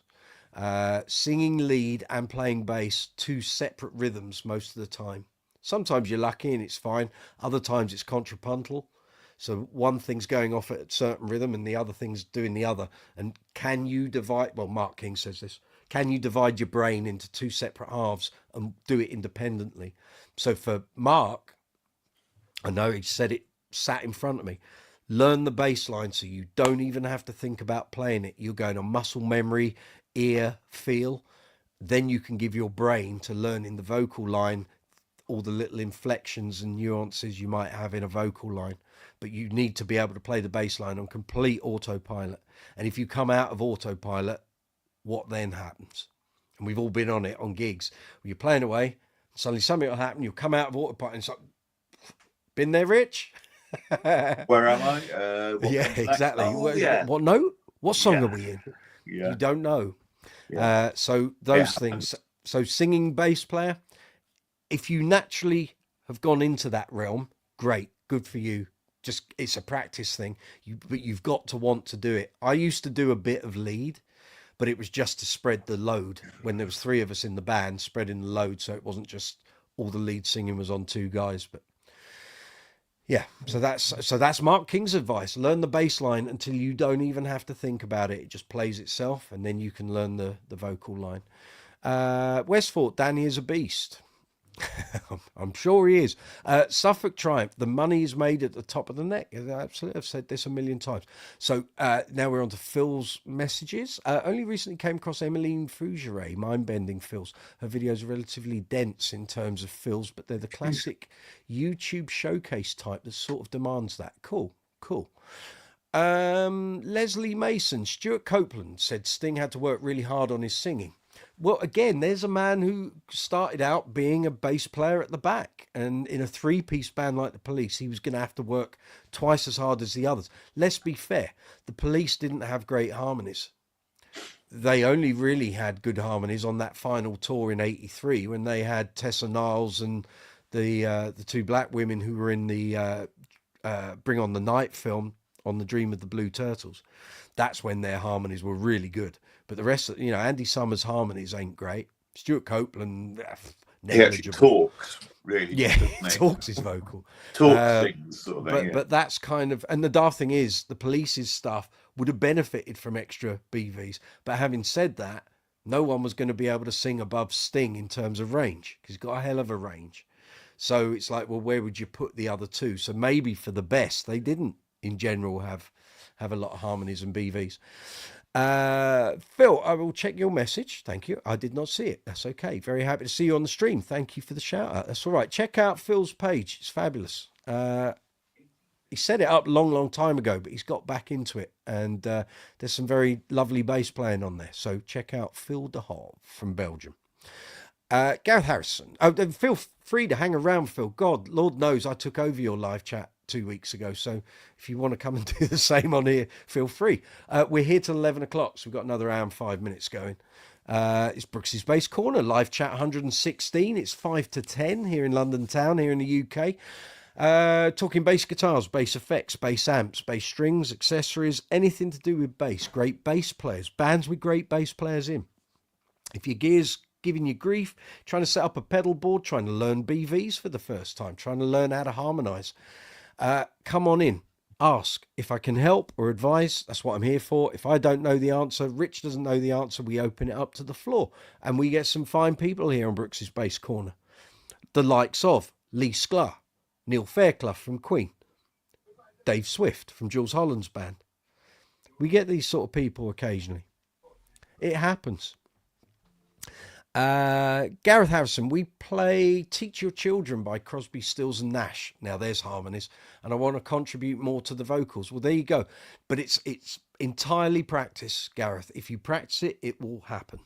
I guarantee it. Maybe learn some vocal technique from videos on YouTube. So keep your vocal cords. You don't want to knacker them. And it's a practice thing. So if you can get together with your bandmates and work it out, great. Maybe run it at sound check if that's feasible, and you'll get it together. It will happen. And when it happens, it's quite magical. You'll be on stage and you'll think, God, we're all singing together. And it's spooky. It is, like I say, I listened back to some of our gigs that we used to do, rampant in the Middle East. And I've always said, if you can get the vocals to harmonize, and you've got another whole instrument in the band, it just fills out the sound. So you might only have one guitarist, but suddenly you've got 3 or 4 piece backing vocals. Makes a big difference, especially if you don't have keys or backing track. Leslie Mason, why can guitarists seem to sing with relative ease? Because they're not playing necessarily the rhythms that we're playing. A lot of guitar players who sing don't necessarily play technical stuff. They're just playing strummy chords. Watch videos, watch gigs, watch Glastonbury. How many lead singers who play guitar are playing anything technical? They're not. They're playing, it's like having a keyboard pad, but on guitar. That's what it is. That's what it is. They chuck, we pluck. Couldn't put it better myself. Exactly that. Suffolk Triumph, low end lovers. Absolutely, that's what we're all about. 5 years and going strong, quite frankly. Pop Trends, good to see you. New on the channel. Don't think you've been here before. Any arguments I can challenge? Nah. Come in and be nice, be friendly. Generally, people that come on here and be obnoxious and rude and looking for an argument get dumped off. Alternatively, come on to one of my vertical live streams, which was highly entertaining. I get huge numbers of views, and more accounts get reported and bombed out and blocked from the channel than I've ever known. So, yeah, come on, be nice, talk bass. Everything's good. Just got your bass today. Exactly. Immediately clicked on it. The live can stop trying to learn. What bass have you got? What are you trying to do? Who are your heroes? What bass players do you like? What do you enjoy? Let me know. Ollie Bowen. I was down your way. Oh, well, you know, you were on the live chat on Saturday. I was down your way in Bray. I know you're in Windsor, but I remember coming off at the turn off on the M4 thinking, Ollie's down there. So at some point we're going to have to get together and talk bass and go out for a pint or something when, yeah, we'll do that. Ollie, I found that singing and playing Love Games came quite naturally because Mark wrote it that way. He wrote it. He'd only just started singing at that point. He'd only just done Love Meeting Love. So and the actual vocal on that kind of rolls along, so it doesn't get in the way of that line. A lot of vocals usually aren't written with the bass player in mind, even if they're written by the bass player. You know, Geddy Lee's parts. He never wrote easily. Neil Peart was writing the lyrics, so it's as they recorded the songs, came up with the melodies. I mean, his bass lines are all over the shop. But you always try to learn how to sing along to bass lines whilst learning the line itself. If you can do it, some people just do it naturally. For mere mortals like me and Rich, you just have to work at it, and it's how much work are you prepared to do. But like I say, in my old covers band, we had it down, and it sounded amazing when we did it, and that's why we got so much work. Had we not been as good as we were, we wouldn't have been as busy. So, and I'd still be paying the mortgage off. So that's the way to look at that. Zoomer's Music, good to see you. Hope you're well. Saying hi from Los Angeles. You're very welcome. 2 p.m. there. Exactly. Westfort, I know how to play love games, but singing is another story. It's just, all I can say is practice, practice, practice. And eventually something just clicks and it happens. The brain is a funny thing, but if you can follow Mark's advice on this, learn the bass line so you don't even have to think about playing it. It just happens. Then you can throw your whole brain into working out the lyric and singing along, because you're not thinking about the bass part, it's already playing. If you're finding this difficult, and this goes for you, Gareth, as well, if the song you're trying to do is a little bit tricky or complicated, then go and learn a simpler song. Play something that is really, even if it's just monotonous quarter notes or eighth notes, because back in 5, Mike. No problem, mate. Because that will again train your brain. Let me just expand the screen a little there. There we go. That will train your brain to play and sing. So find simple songs that are just pedals. You know, Sweet Home Alabama is completely repetitive, and it's just 3 notes, basically, if you play it simply. That's the sort of thing. Just simple, monotonous bass lines in simple songs, and you just learn them and you progress, and it does come, I assure you. Well, at the start it's hard work, it's hard graft. I was doing it in my late 20s, and I really should have been doing it in my teens and in my late teens. No one ever told me I could. That's what I needed to do in order to be in a busy covers band. But very often on the old magazine interviews, when I started doing names, I would always bring up how important is it to be able to do BVs? And without exception, all of them said immensely important. Some of them, like Nathan East, he wouldn't have become the bass player he is in the positions he's been able to be in were he not a good backing vocalist and a great singer. Actually, he's got a great singing voice. All of them said the same thing. All of them. Spoke to Jack Bruce about it, Larry Graham, Nathan, Mark King. Paul Turner I spoke to about it. I'm trying to remember. There's been so many interviews over the years. Billy Sheehan, you know, he was always in 3-piece bands when he started playing through most of his career. Mr. Big was a 3-piece band with a vocalist. BVs are hugely important. Some bands can get away with it. They create a thing. They create a band that just doesn't need BVs, or the songs don't lend themselves to it. But if you can do it, it makes you so much more hireable. I mean, a lot of the auditions that I've gone for, I've got because I can do the BVs. But if you can't sing, you can. You've just told yourself you can't, or you don't want to. Everyone has a voice. It's whether the voice you've got is what suits that band. But if you can do them, make yourself employable. There you go. It can be done. I promise you, it can be done. But going back to my first point, as a guy, if you're a girl, female bass player, you've got a different vocal range to contend with. Get the Eagles back catalogue, stream it, listen to those songs, not just the big hits. Listen to the album tracks. You can hear all of those vocals. You can hear all those BVs and harmonies intermingling. New Kid in Town, perfect example. 7 Bridges Road on the live album. How Long on Long Road into Eden. Victim of Love on Hotel California. I mean, it's just, I can pull out as many examples as you wish to write down. Take It Easy, you know, their first big hit. Listen to those BVs. They're simple, easy to do. Just find which harmony suits you and follow it through. And a lot of the times on a lot of these songs, the harmony is literally following the same inflections and rhythm and way that the main vocal is going, just on a different starting note. So they're going like, they stay in the same pattern. But it is just a practice thing, I promise.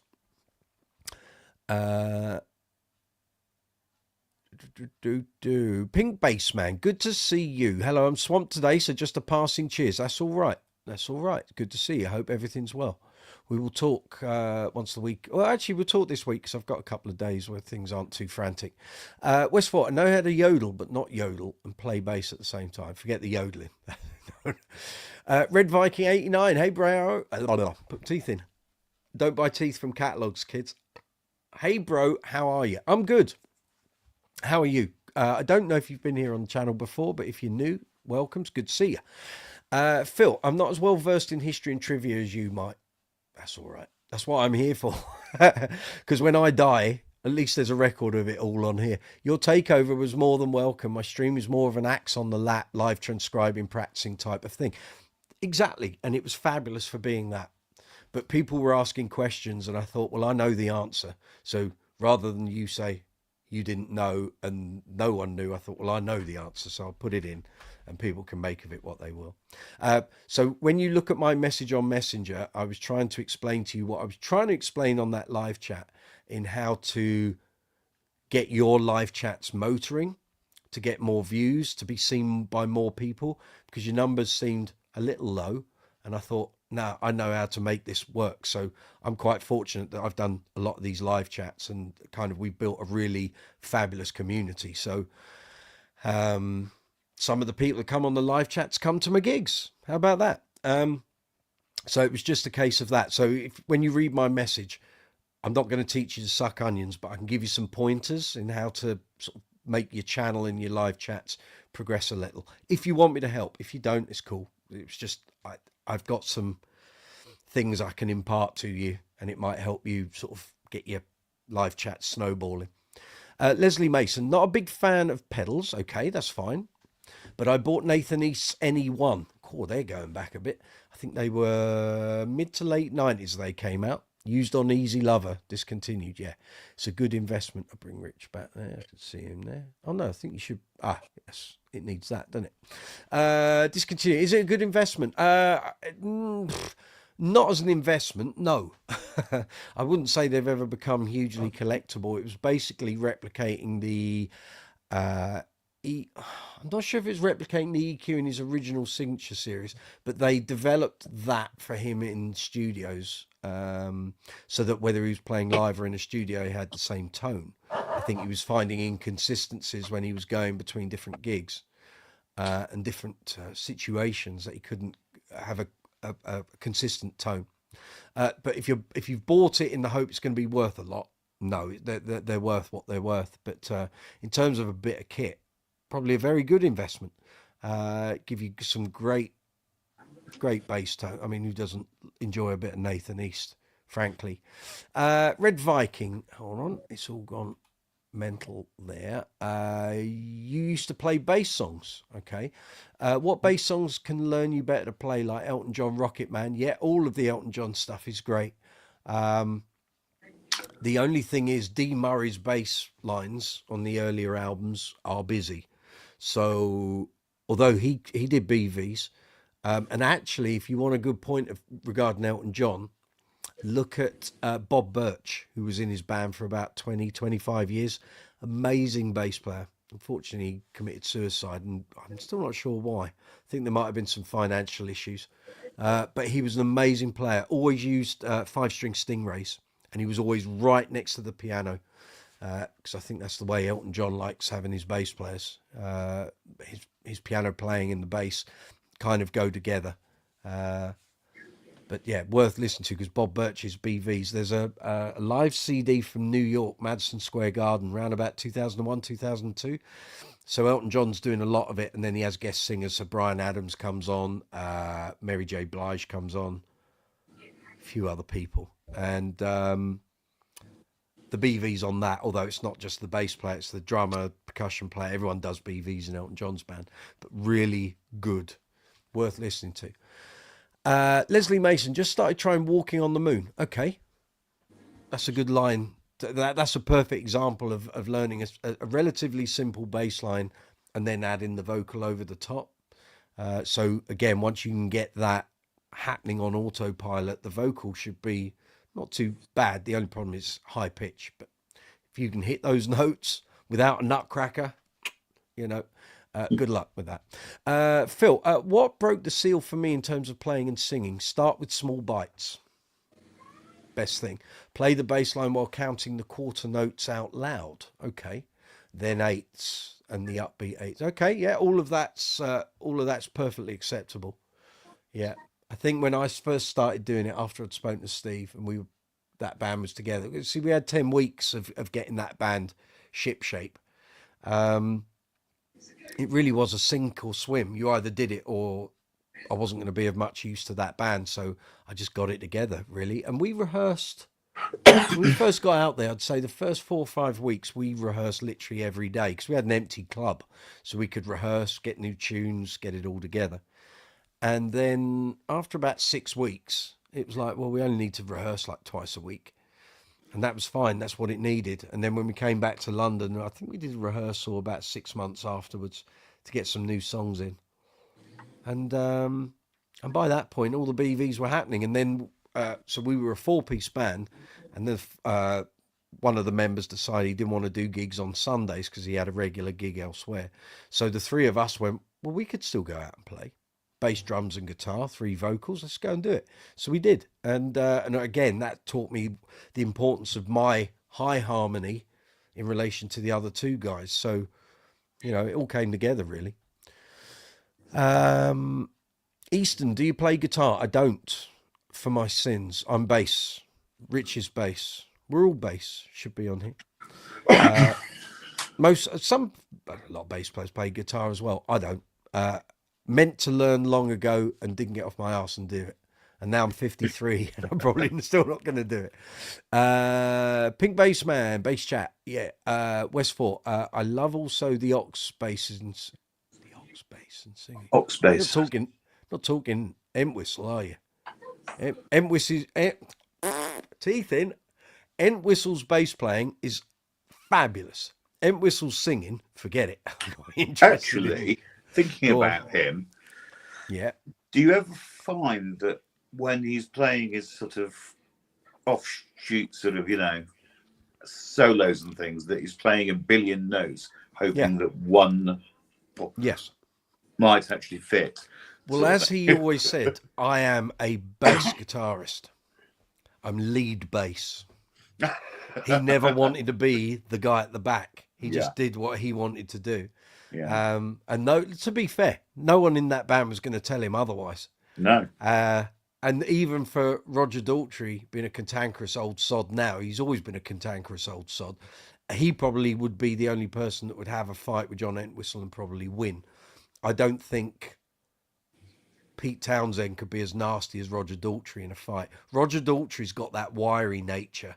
You wouldn't want to get in a fight because it'd just be arms and legs everywhere and he'd win.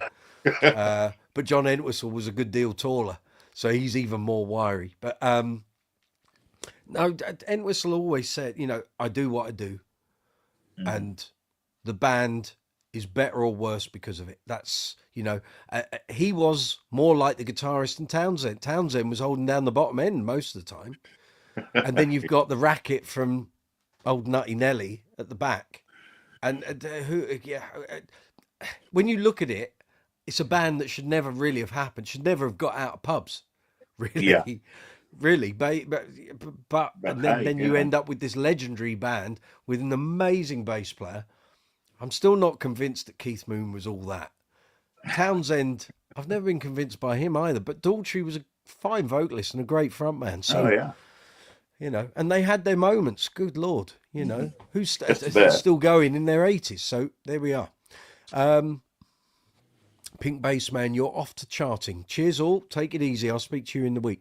Phil, I will hit you up on some advice for the stream. Please do. It's what what I'm here for. I've now been doing this for 5 years. I can impart some knowledge because I've been down that road. The live chats for 2 years did absolutely nothing at all. And then by some sheer, I don't even know what caused it. We did a live chat about Andy Taylor when he was diagnosed with cancer. It didn't get huge numbers, but it kind of did okay. And about 2 live chats after that, so tail end of 2022, just suddenly I hit on a formula on Tuesday nights at 8 o'clock, seemed to work for a bunch of people, and numbers grew. And here we are. Here we are in 2025. I'm going along very nicely. So, you know, anything I can do to help you on your YouTube journey, I'm more than happy to impart that. Some people get a bit pernickety and they kind of guard what they do on their channel. There's no point. None of us can replicate what other people have done or are doing, or their release times or their community. You can't replicate it. I've had people go, well, I'm going to copy what you do. Good luck. You know, are you going to be able to replicate, you know, Amanda Green on a Tuesday afternoon at 4 o'clock watching 4 of my interviews? How it doesn't work like that. So anything I can help with, Phil, just ask. Not that I'm the world's leading YouTuber. That's not what I'm saying, but I have experience of various aspects of the YouTube journey, and if I can help, that's what I'm here for. Westford, it would be awesome one day if I could come to one of your gigs. Well, if you're here in the UK, fabulous. One day I might. Well, I haven't played in France since. Oh dear, get the old brain on. April 2017, when I was in Nice for a week, was the last time I was there. Weirdly, never done many gigs in France. Done a few in Germany, few in Holland, few in Belgium, a lot in Israel, 1 or 2 in Portugal, a month in Russia. 10 weeks in Bahrain, Australia, India, Kazakhstan. I've been to Borat country. Yek Shemesh. I know Pepsi Max. And all that sort of thing. So, yeah. Right, Gareth, what simple-ish songs would you recommend learning to play and sing? Oh, get your pen and paper ready, Gareth. Well, I'll say Sweet Home Alabama, Take It Easy, Eagles, Hotel California. It's a deceptively, you think the bass line's busy, but it actually stays pretty much the same. There's the verse and there's the chorus, and the pattern is a reggae calypso kind of thing, and it stays fairly consistent. So if you can get the bass line down and get the progression, if you can sing it as well, great. But the only thing is it's in Don Henley key, and I know when we used to do it, we dropped it down to, it was in B. I think we did it in A. So, and never a problem transposing a song into another key if that's what makes the vocal work for you. So if a song is in a particular key and you want to drop it 2 semitones, then do it. Not all songs work amazingly well once you change the key. Sometimes the impact of the song is lost a bit, depending on what it's written in. I'd probably suggest Gary Moore's Walking by Myself. Okay, yeah, 12 bar things would be good, because again, once you get into the position and you can play it all lower down in one position, you can kind of go for it. Things like Brown Eyed Girl, you know, pub rock staples really. Some Stone stuff. Satisfaction's pretty simple. In fact, let me just call up one of my band song list. In fact, I will call up the one that's in my live request gig repertoire. Bear with me a minute. Is it in there? Yes, new London request show. Here we go. Hold on a minute, Gareth. I will be with you. Things like Stuck in the Middle, Steelers Wheel, Valerie. That's not too bad. It's fairly simple. Fleetwood Mac, Dreams, because that's fairly simple. Yeah, easy one. Yeah. I'd say Billie Jean, but it's very hard to sing Michael Jackson if you're a bloke. Your voice is quite low, but you can always change the key. So it's in F sharp. You can do it in E, and the bass line can chew your fingers up. But if you get your head around it, it doesn't really change that much. There's only that middle section. I'd probably go for Elton John, I'm Still Standing as well. Really? Would you? Yeah. Okay, because I find that quite tricky to play. I don't play it very often. That's probably why. But maybe vocally, yeah, it wouldn't be too bad. Okay, there's a couple of funny notes in that. Yeah, there are. Where it moves between sections. So if you get the bass line down, then you should be fine. I'm a Believer, Monkeys. Ooh, yeah. That's fairly okay. Twist and Shout, that's not a bad one. American Pie, that's pretty good because again, once you think it's busy, it's actually not that bad. Once I had that line down, I mean that was the one of the ones where we did like really good 3-piece harmonies on that. It's not that bad, and you go again, it becomes a robotic thing. You just go into autopilot on it. Let's have a look here. Town Called Malice, that's a good one. It's not too bad. Things like Teen Spirit. Again, I'm just calling out songs of a cover's nature. I don't know what sort of stuff your band does. So yeah, Teen Spirit. Seven Nation Army. Talking of repetition. Okay.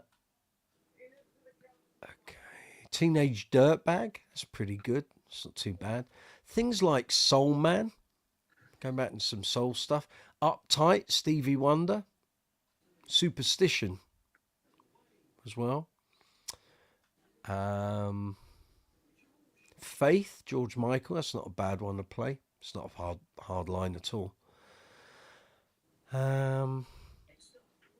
Another one bites the dust, although don't try and sing it lower, otherwise you'll find your throat bleeds.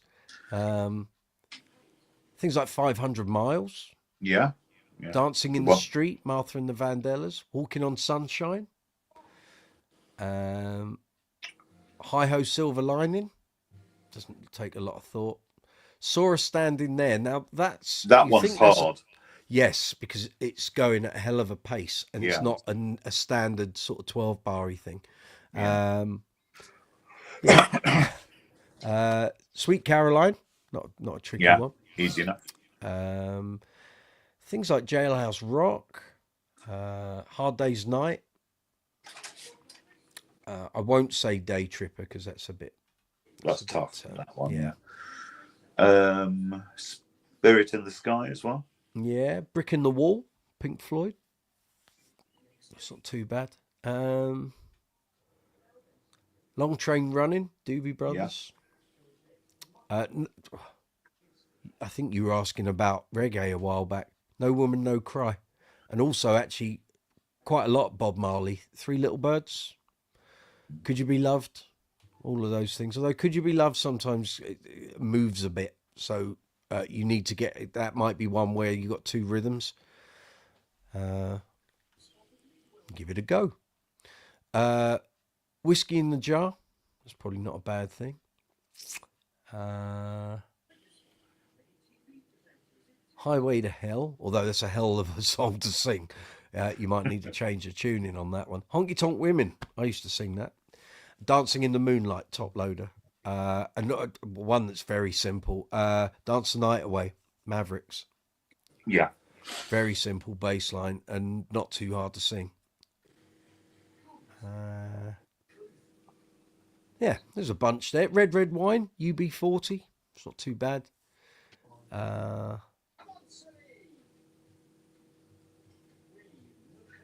Summer of '69. Again, Bryan Adams, need a voice on you for that one.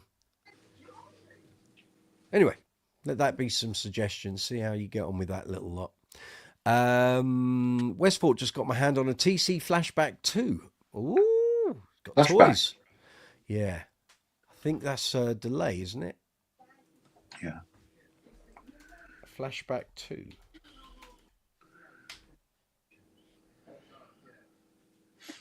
Yeah, delay and looper pedal.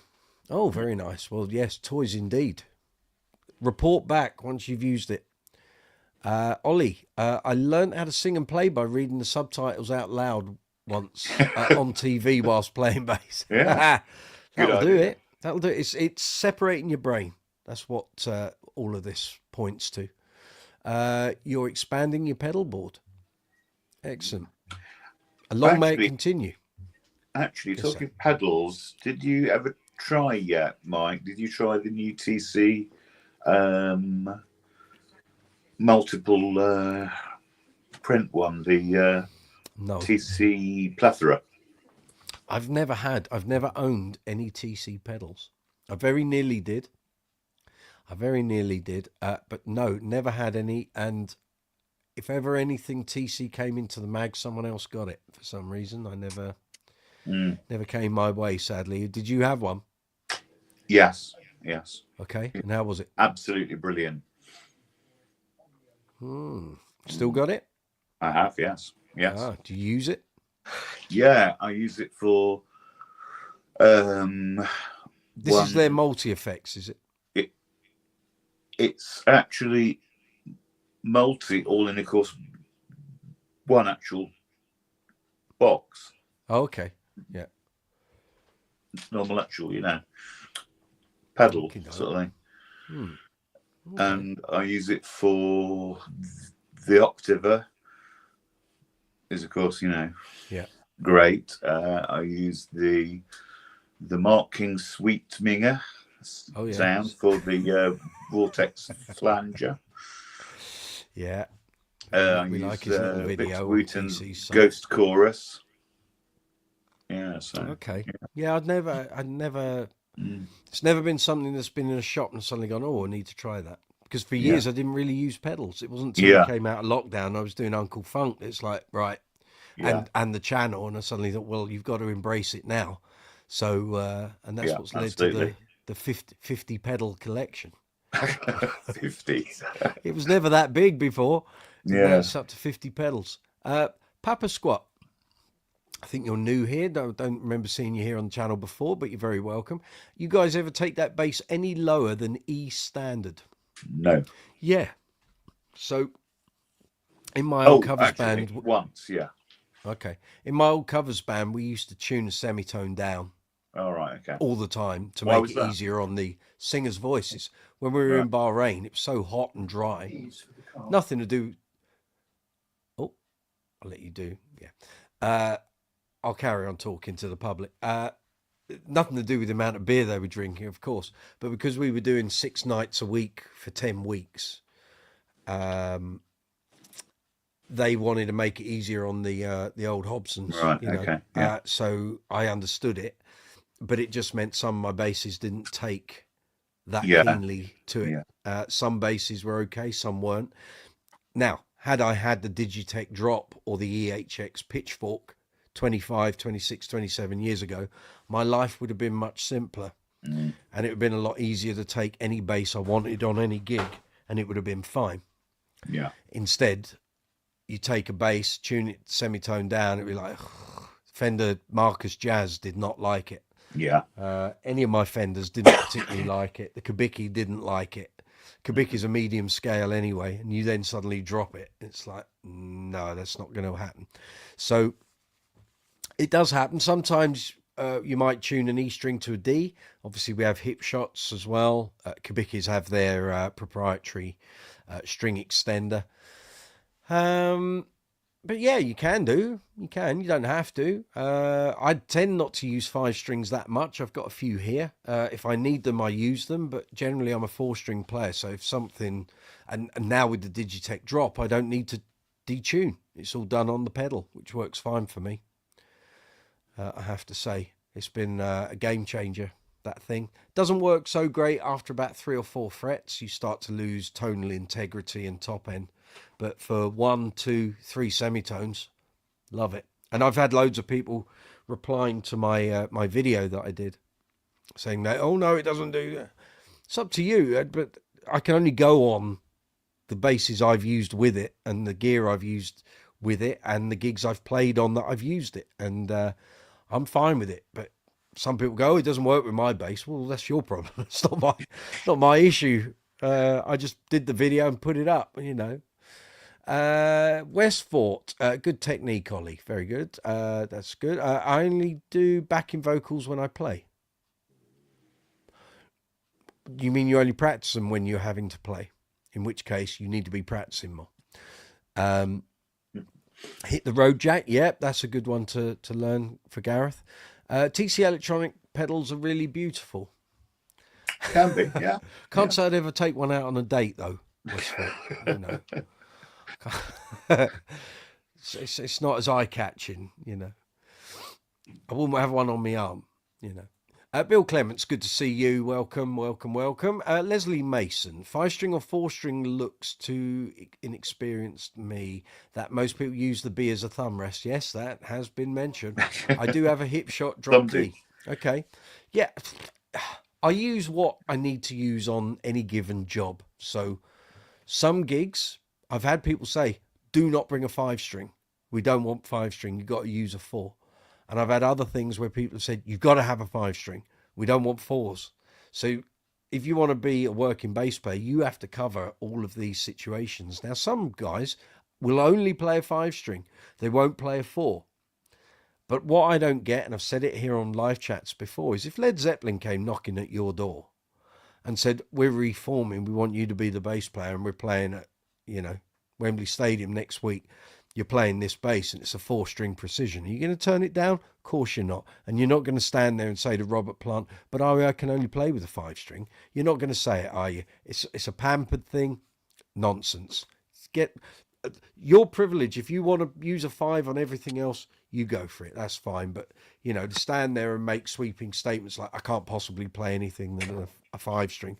Crap. Nonsense. Absolute nonsense. Well, what did you used to play before you bought a 5-string? Absolute rubbish. Right, Westfort. Like I only do the harmony when I play with my band. Right, we'll practice that at home.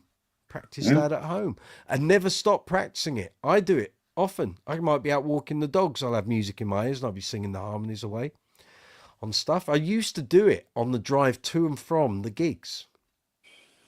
So if I knew what we were going to be playing, well, after years of playing, you would know, but I'd find good albums. Seal albums, I have to say, Seal 2 from 1994 has got some amazing backing vocal and harmony parts on there.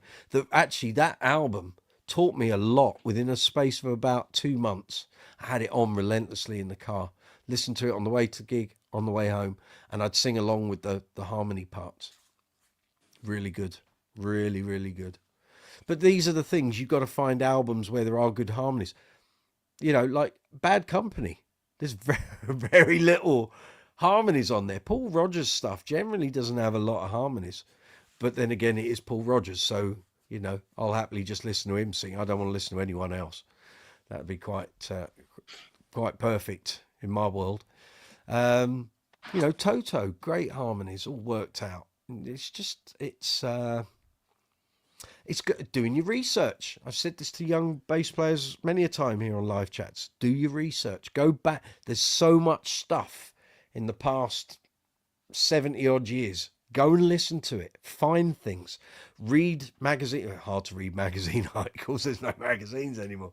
But, you know, bass players you like, go and research what their influences were, the bass players that got them playing.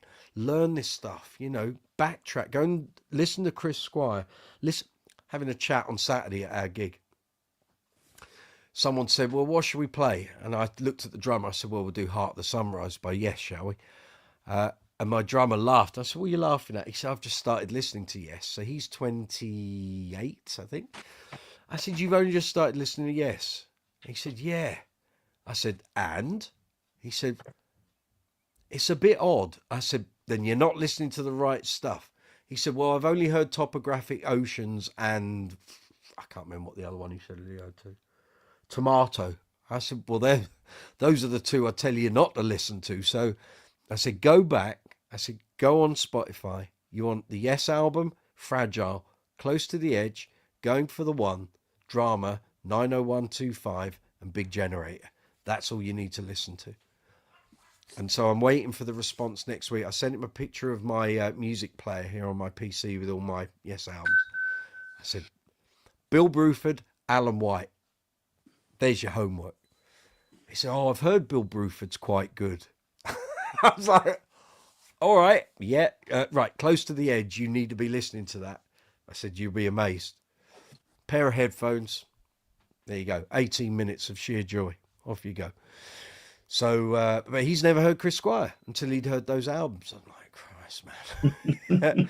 Chris Squire, great for learning Cracking player, harmonies, BVs. Lee Bolton, I can see you there. Hold on, get through the messages. Westford, yes, training my voice and playing bass at the same time is my main objective at the moment. It is practice, my boy. So, you know, if you follow my advice, check out those Eagles albums. You're on the right track.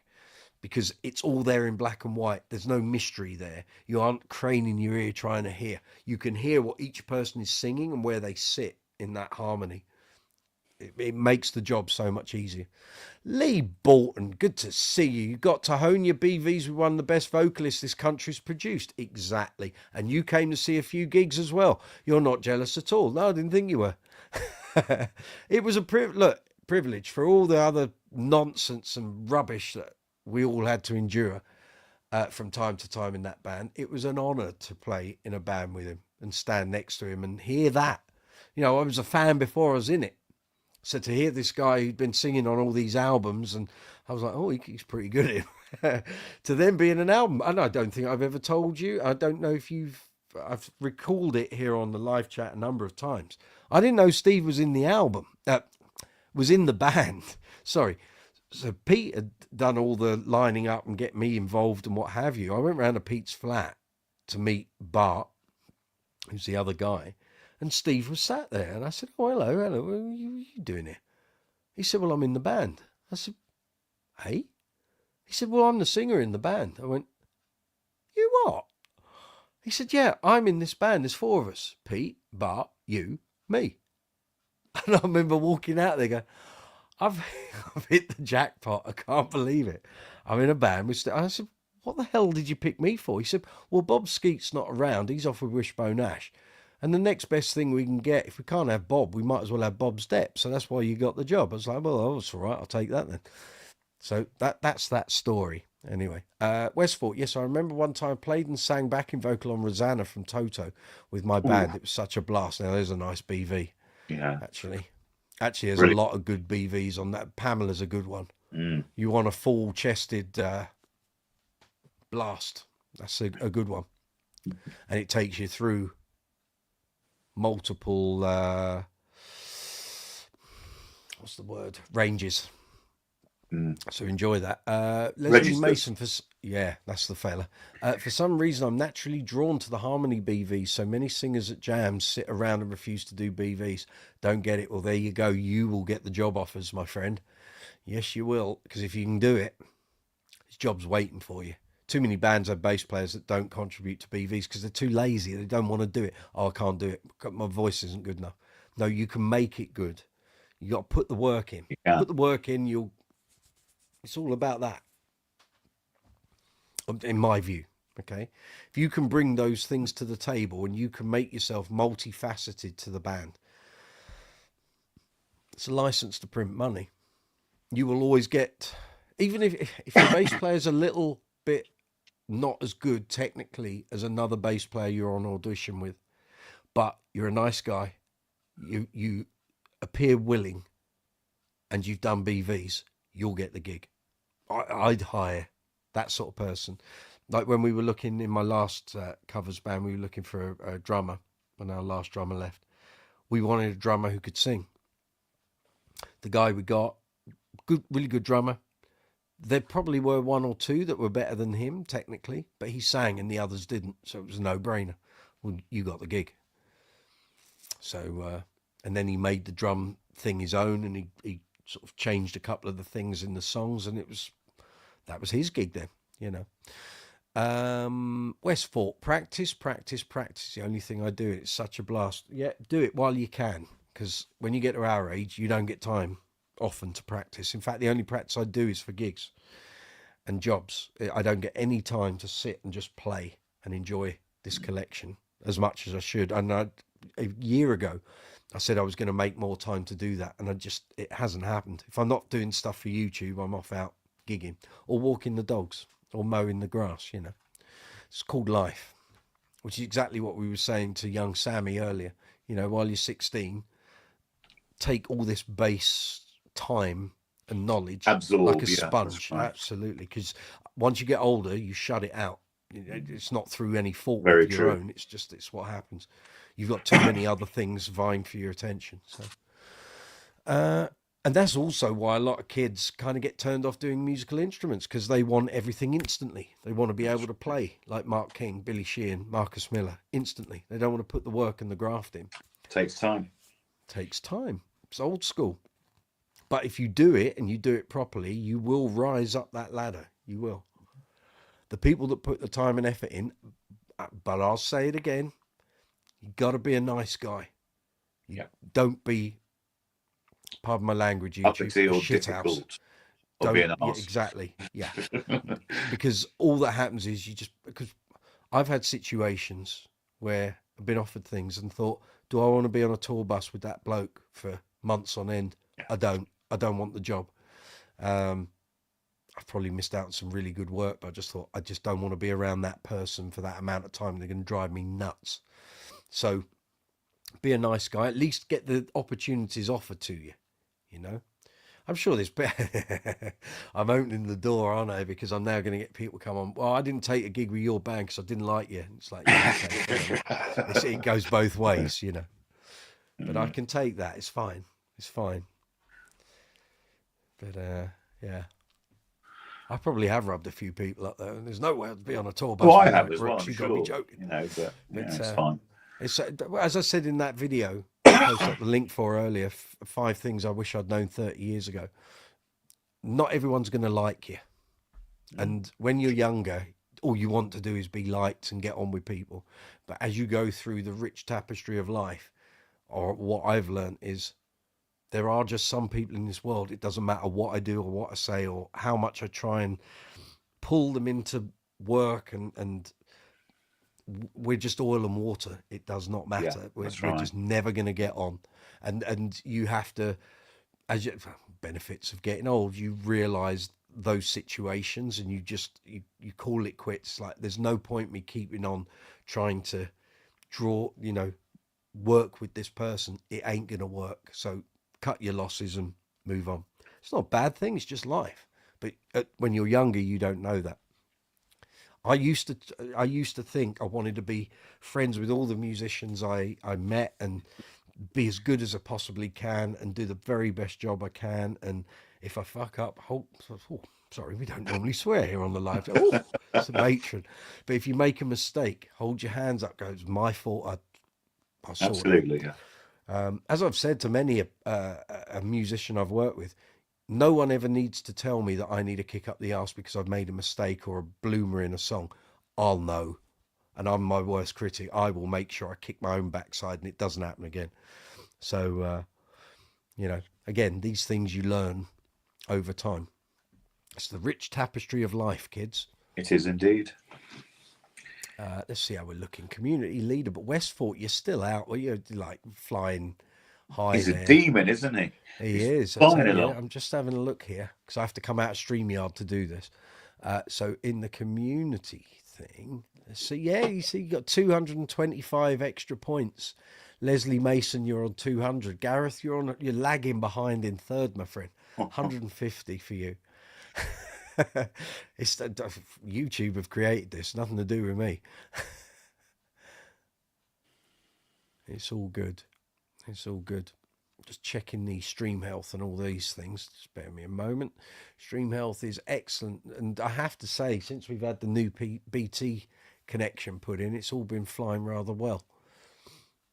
Everything seems to be a bit crisper and a bit more detailed on the visual front. I think the sound's better as well. So, well done, BT. So here we are. It's coming up 11:15 here in London town. We'll go for another 15 minutes or so. If you've got any questions, anything you want to chat about, let us know. So what was your take on the whole Fender thing going back 2 hours? What did you want to say about jazzes and precisions, Rich? There's an actual sort of long-term sort of debate, and you get people saying, of course, P's are better and jazzes are too thin, and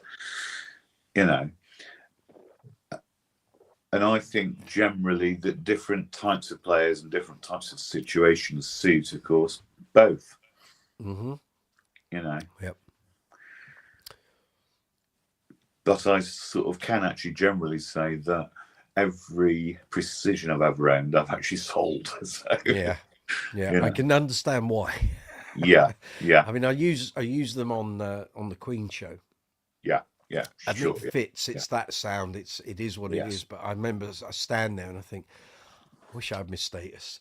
Yeah, it just sounds so much better. Yeah, that's right. And Fly it would have more easily, It would have more power and definition, and the lower end would just sit there. Yeah, right. and just precision's just. I get it. But it's the one thing I wish John Deacon had used a few more varied instruments. Yeah, I actually find in an actual band situation live, if I'm playing a P, I cannot hear me. It just disappears. Okay. I think sometimes that's to do with the actual instrument, because I've had some Ps that are like that. They just sort of, it's like beige. Yeah. It's like there's nothing there. Woolly, or you get those ones that are very, very hyper boomy. Yeah.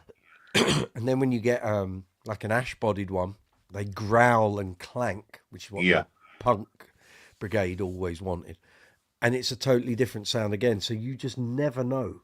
That's the same old thing. And I know we talked about it last week. You've got to take every bass on its merit. So you can go in a shop that's got 100 precisions, and they're all going to be different. They're all going to weigh different. Chatting to a friend who actually trades gear in the Manchester area. And of course, he actually sold me a 2019 Player Jazz. Right. And it was actually one of those where it's actually one out of the actual batch, and it sounds absolutely fantastic. Cheap bass. And all the others probably weren't that great. Yeah, that's it. It's the luck of the draw. It is, yeah. It really is. So it's like when I say, if you go in a store and they're doing like going in guitar or PMT, and there's a new Fender range or whatever, you want to ask them, how many more of these have you got out the back? That's right. They won't be on the shop floor. Absolutely. And you want to try them. All of and them. Invariably they'll try and put you off. It's like, well, we don't want to break the box open. Well, do you want my money or not? That's right. Now, as a kid, you wouldn't do it. You wouldn't be that brazen. Now, as a 53-year-old bass player, I would. So if you aren't going to sell, if you're not going to open those boxes, I'll go down to the other guitar shop down the road and I'll go and buy one from them then, shall I? Yeah, that's right. That's it. Sometimes you got to stand your ground. They want your trade. They want your business. They've got to do the business, It's funny you say about the jazz thing, because I bought Thunder live, and it was recorded in late 97, and I bought it in 98 when it came out. I didn't actually, I hate admitting this, I probably played it once or twice when I got it. It just sat in the rack. I rediscovered it when after I'd first talked to Chris Childs for the magazine, which was 2016, which was bizarre because I actually met him in 2005 when I was depping for a band that was supporting Thunder. We didn't get time to have a chat, but he's inextricably linked to Steve that I used to play with in my covers band, because he's the bass player on Steve's solo albums and stuff. And I went back and listened to this live album because I realized, or I recalled, that he'd only been in the band about 8 months when that album was recorded. And I've since spoken to him at great length about, how did you get the Thunder gig? And he didn't even know who Thunder were. It was his agent, who was the manager of then Jericho, said to him, "Oh, Thunder are looking for a bass player." And he didn't know who Thunder were, but he said, "Well, put me forward for it." And he went and auditioned and didn't get it. And the guy they chose didn't last very long, and he was gone. They came back for Chris a second time. So anyway, on this album, he'd only been in the band a couple of months, and I saw them at the Astoria in London the day after the general election in '97. So the whole country was hullabaloo. And so he'd only been in the band a couple of months, and I think that was the first time I saw him as a musician live. I remember thinking he's a bit tasty, actually. He's rather good. So that album was recorded between London, Shepherd's Bush, and Wolverhampton. Right. Okay. I had that album in my car in 2017. Sorry. Do you know what? I've got this all arse about tip, haven't I? I started listening to that album in 2016 when my band were doing gigs out in Chelmsford. I hadn't even spoken to Chris. I didn't speak to him till later that year. Okay. So I just literally pulled that Thunder album out of the rack and thought, stick it in the car. In my professional opinion of 30 years and some standing, I think that album is possibly the best demonstration of a jazz bass in a rock band context. Yeah. I'm sure there are people going, you've got to be joking. There's loads of Geddy Lee, yeah. Yeah, all of that. Listen to that album and listen to how well it's mixed, and listen to how well that bass sits in that album. You're up against Harry James on drums, you got Luke Morley and Ben Matthews on guitars, shredding away, and you got Danny Bowes doing his best Paul Rogers, and this bass is thick. There's no thin jazz, and it's just as far as I'm aware, it's just I don't even know if it's an American. It might be a Mexican Fender Jazz, black one. And actually, I should ask him about that when I next see him. It is immense. That bass just sits in that band mix like. And I remember listening to it after a couple of listens on like a weekend of gigs, and I was thinking, my jazzes don't sound like that. So what's he doing? Is it strings? Is it the way he plays? Is it the bass? Is it the amp? Is it the way it's been mixed? Probably the actual bass. It's probably a bit of all of it. Two that are actually cracking. You know, as in this one, it's a 2012. Right. It's got the pickups that they did on the American Standard in 2008. So it's actually got a good actual punch to it. A bit of thunder. But it's thunder and got thunder. That actual, it's actually got that sort of rich sort of goop bottom. Not every every jazz has it. No, true. Very true. But if anyone's watching this after the event and it's going, what is he talking about? Go and check it out. Thunder Live, recorded in 1997, but it was released in 1998. And they actually released a trimmed down single disc version, but the original one is 2-disc. It's fabulous. Absolutely fabulous. I had it in the car for about 8 months. I couldn't take it out of the car, just listen to it all the time. And again, great BVs, but great bass playing. I mean, Chris comes up with some great parts. Having said that, Luke and the original bass player, and then the one that came in between, came up with all those bass parts. Just sit in those songs really, really well. But check it out. You know, as I say, I think it's just possibly the best example of a jazz bass in a rock band. Just sounds fab. Absolutely fab. Yeah. And actually, when I said it to him, he went, "Oh, thank you." Because I don't think he was expecting. I said, "Mate, I've been listening to that album constantly for about 8 months. It's just off the chart. Well done." Here we go. Westfort, the only thing close to a P that I own is my Music Master. Sounds killer, but it's not great for everything. There's no bass that's great for everything. Don't worry about that. No. Leslie Mason, I'm still at the stage where I love to have something with Leo's DNA in it. That's all perfectly acceptable. It's okay. Or it doesn't count. Convince me otherwise. I could show you some Status stuff. I could show you some Spectres, a few GBs maybe, an Alembic or two perhaps. I'm not that way inclined. I use stuff based on what the job requires, but I do have my preferences that if someone says just bring anything you want, it generally ain't going to be a Fender. I can tell you now, because I don't believe it will cover all the bases I need to do. Westfort, Stingray's Leo's DNA. Very true. They are just funk goodness. They're everything goodness. I've gone through multiple periods in my career where I've used Stingrays to good effect. Our G&L also, yes, absolutely. The problem I have with a lot of G&Ls, especially the 5-strings, the necks are hefty. They're wide. Necks and very are always deep. Really deep. That's it. Fingers to, of course, thumb, and you get a cramp through there. Much more so than the 5-string Stingray, Yeah. which tends to be a bit more narrow on the string spacing, but also a nice profile. The Yeah. G&L 5s are just, it's too much like hard work. Yeah. The 4s, on the other hand, are fabulous. Leslie Mason, if my house was burning down to save my USA Stingray, then my grandchildren. Don't tell them that.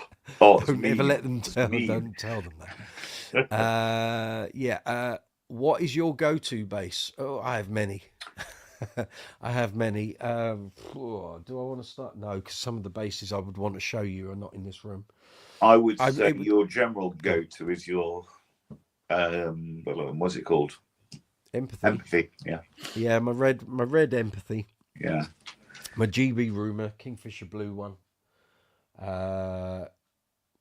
Might be a Spectre. Again, it would depend what the gig is, but my GB's statuses, if I know what the gig is and I know there's going to be room, my Alembics come out. They don't sit here looking pretty. Yeah.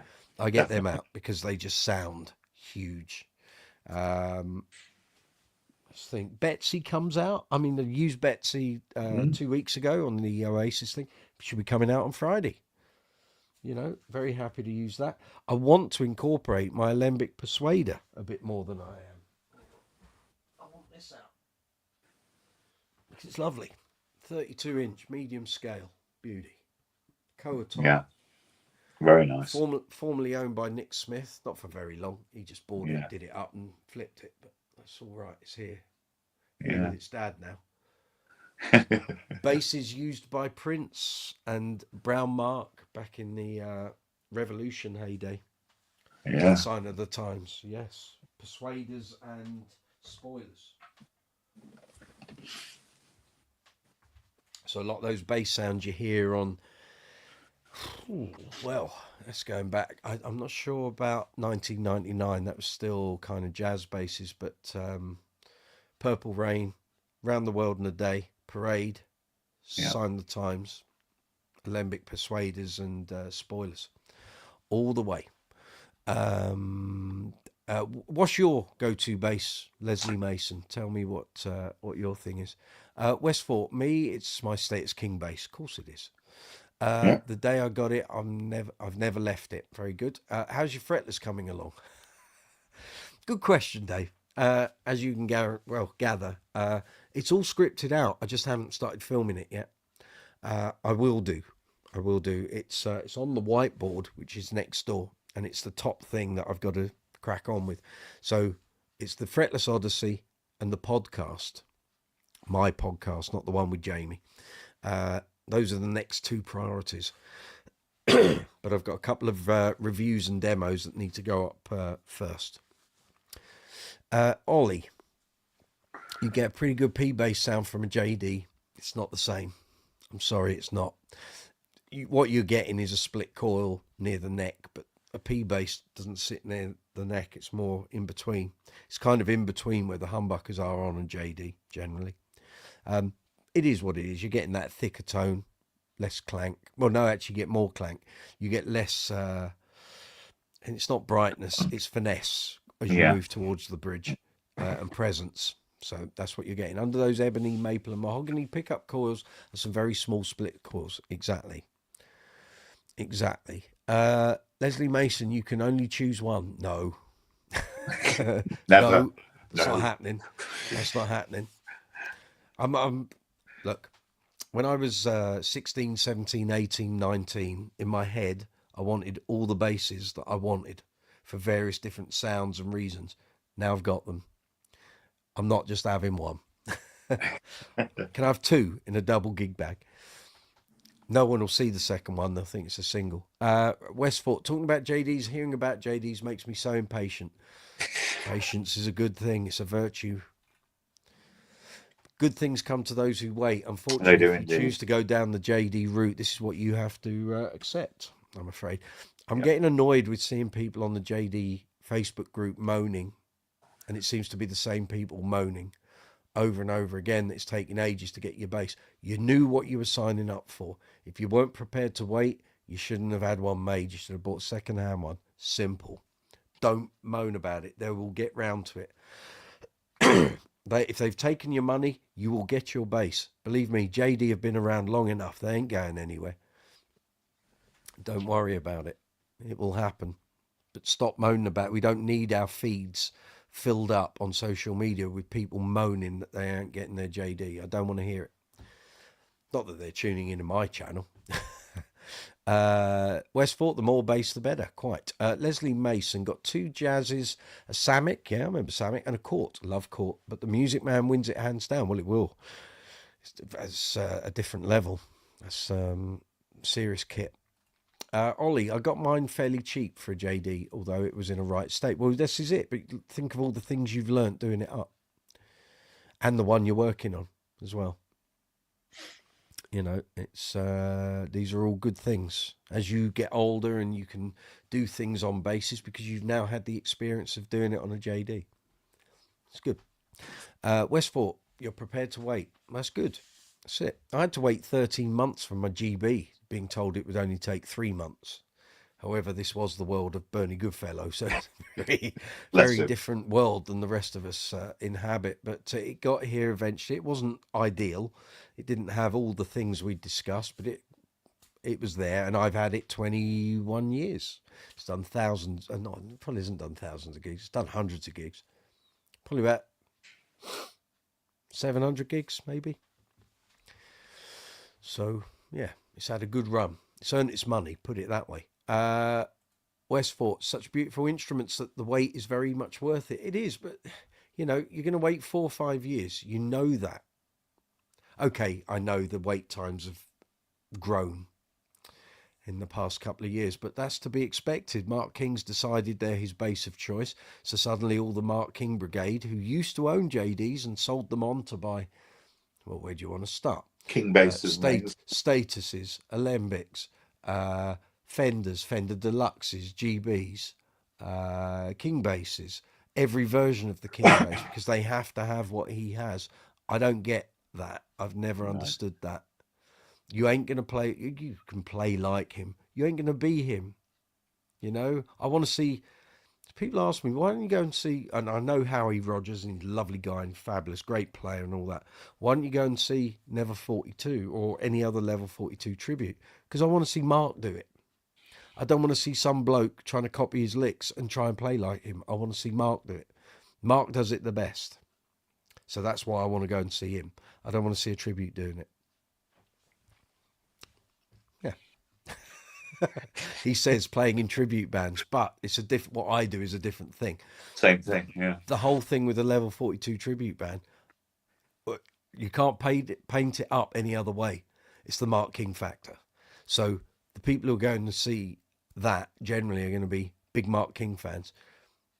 Howie does it fabulously, and any of the other tributes do it fabulously. I want to see Mark do it. Okay, there's something in Mark's playing, his approach, his energy, that is him. No one can replicate that. Lord knows, through all the years I've been playing bass, I've known many people that do the whole thing. I used to be in a Level 42 tribute band. We did 1 gig, and you know, it's lovely to play it all and all of that. But for me, at the end, it was like, well, we've done 1 gig in like 2.5 years. Where is this going? And it was eating up more and more of my time, and we weren't going to earn any money from it. And the band I was in was getting very, very busy. I just didn't have time to do the rehearsals anymore. I said, look, I'm not going to waste your time. I don't have time for this anymore. So that was that. Puck 27, good to see you. Haven't seen you in a while. Was told to wait almost 2 years for your F bass order. Some of these basses, the handmade ones, they take time. And as long as you're told this before you hand over your cash, then you can make the reasoned judgment whether you're prepared to wait or not. But Ollie, I'll never sell my JD just so I can point and laugh at the guys that don't have one. I didn't have one for many years. I had one. I don't have one. I had one for 4 years, and now there's another one here. But there's a different story about that. I'll tell that another time. But anyway, that one is staying put for a good long while. Westfort, this is why Mark is called the King. No, I think you'll find that's his family surname. It's nothing to do with any of that. Leslie Mason, Mark King, Jaco Pastorius, overrated. No, Mark King's not overrated. I don't think he's had the recognition he deserves. The problem is they didn't make it big in America. That's the problem. Had they made it big in America, things could have been very different. But no, Mark's not overrated, certainly not here in the UK. And, you know, he's had the whole peak trough. The trough was very low. And now they've come back out the other side and they're on a peak again. I've lived through that. I've seen the whole peak trough thing. Bass Exotica, old Fenders and Gibsons, Bass Exotica again. It's cyclical. And I defy anyone to suggest another bass player that got people off their backsides and took up an instrument or bass more than Mark King in the UK. And probably Holland as well. So if you can suggest one, maybe Paul McCartney. But Mark was such an injection into the arm when he appeared. And the fact, well, we've had this discussion with Barry Morehouse of the Bass Centre. It was the fact you had a bass player playing amazing in a different style to most people were accustomed to, singing and having hits having hits. Yeah. And that changed everything. Look, the day after Bank Holiday Monday at the end of May in 1987 at the Bass Centre was probably the busiest day they've ever known. It was the day after Live at Wembley was shown on BBC the night before. I dread to think how many JDs and Trace Elliott 4x10 sold that day. In fact, that's the lead question next time I speak to Barry and we do an interview. What was that day like? And what was the day after Classic Albums featuring Graceland in 1998 like? How many fretlesses did you sell that week? Probably quite a few, I'd wager. Jaco Pastorius overrated? No, perhaps. He was a genius. Yeah. And for a lot of people, people can't latch on to Jaco Pastorius like they can to Mark King, because Mark King's music is more accessible than fusion jazz. That's the difference. Overrated? It's a thin line. It could go one of two ways, but then was Jameson overrated? Was Entwistle overrated? All these players are unique. No one's ever been able to replicate what those people did. But this whole replication thing is nonsense. We're all unique in the way we play. All we do is we take our influences, it passes through some filter within us and then comes back out again. That's what it is. Very true. So with Pastorius, he broke ground. He trailblazed. That's the difference. Yeah. Same as Jameson. There wasn't a bass player like Jameson before him. Really, there were other things that he took inspiration from, but you know, the way he inserted almost double bass jazz bass lines into soul music created that Motown genre. Yeah, I think that his solo things can occasionally get a bit much, but he definitely comes into his own when you hear him playing for people like Joni Mitchell. Absolutely phenomenal. There's so few examples that we can quote because he died so young. Yeah, that's right. What would he have done if he'd lived, you know? And you'd never know. Leslie, Bernard Edwards, now we're talking. I'm home, aren't I? Oh, yeah. Bernard Edwards is probably the reason I play bass, because when Chic were at their peak, my mum had the radio on all day. Every night I went to bed hearing disco bass lines, more often than not played by him. I followed him throughout my life. And even now at the age of 53, I'll put Chic on here on my piece and I'll pick up a bass and I'll play. I play his bass lines every week with Uncle Funk. So it's a privilege, believe me. These are, in my mind, works of art. There are lines that Bernard Edwards created that will never be surpassed. Just my opinion. Yeah.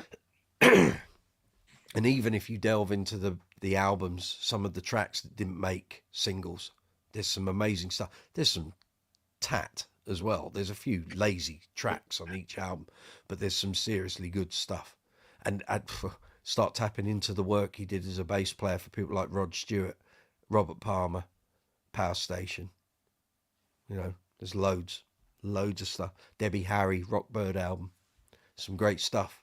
Again, a missed genius that died way too young. Westfort saying sorry about his poor gag. That's very good. Leslie Mason, Bernard Edwards, totally underrated. The reason I play bass. Join the club. We're talking from the same hymn sheet, mate. All of that. Right, it is 11:10. I'm going to wrap things up, mate. It's been a pleasure to see you. Thank you for joining in. Really appreciate you coming on each week, so thank you.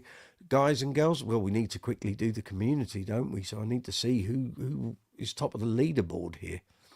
Sorry, the old throat's going a bit husky. Let's see. Hold on, I've just had to refresh the window. Right, here we go. We'll do a 3-2-1. So Gareth, you come third. 150 points.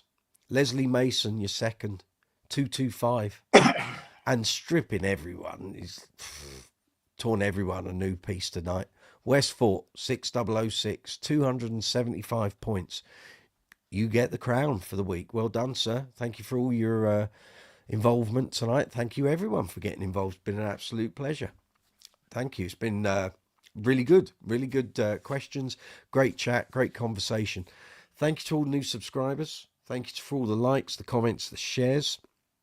Very much appreciate it. There will be some content up this week. I know I keep saying it week after week and things snowball and things don't happen. There's stuff to come because I've been filming it and editing it today. So that's coming your way. If you're coming to the festival on Friday, I'll see you there. I'm with the Oasis band. Saturday, I'm at Soltasia Festival in Essex with Uncle Funk. We're on early, 1:30. Other than that, I'll see you next Tuesday, same time, same place. See you next week, Richard, if you're around. Not a problem. Thank you. I think so. I'll sign you off. Well done, sir. And I will see you fine people, same time, same place, next Tuesday, here, live chat 117. I can see all these messages coming in. John Taylor, yeah. Ollie Bowen, both Mark King, Jacko are pioneers, inventors. You're always going to get people saying these guys are overrated, of course. Hate when people compare Mark King to people like Jameson for difference to compare. Yep. Zoomer's music, I can still remember being a kid listening to 12-inch of Freak with headphones and being utterly blown away by that middle solo section. Join the club. Leslie Mason, great site, good fun chat. Thank you. Welcome anytime. Next Tuesday, we'll see you. Ollie, it's been great. Westfort, cheers, mate. See you later. I'll try and come on live next time. Very cool. Guys, have a great week. Look after yourselves. If you're out gigging, be careful. Drive safely. There are idiots on the road. Get to your gig safely. Get home again afterwards. On that note, have a great week. I'll see you next week. Take it easy.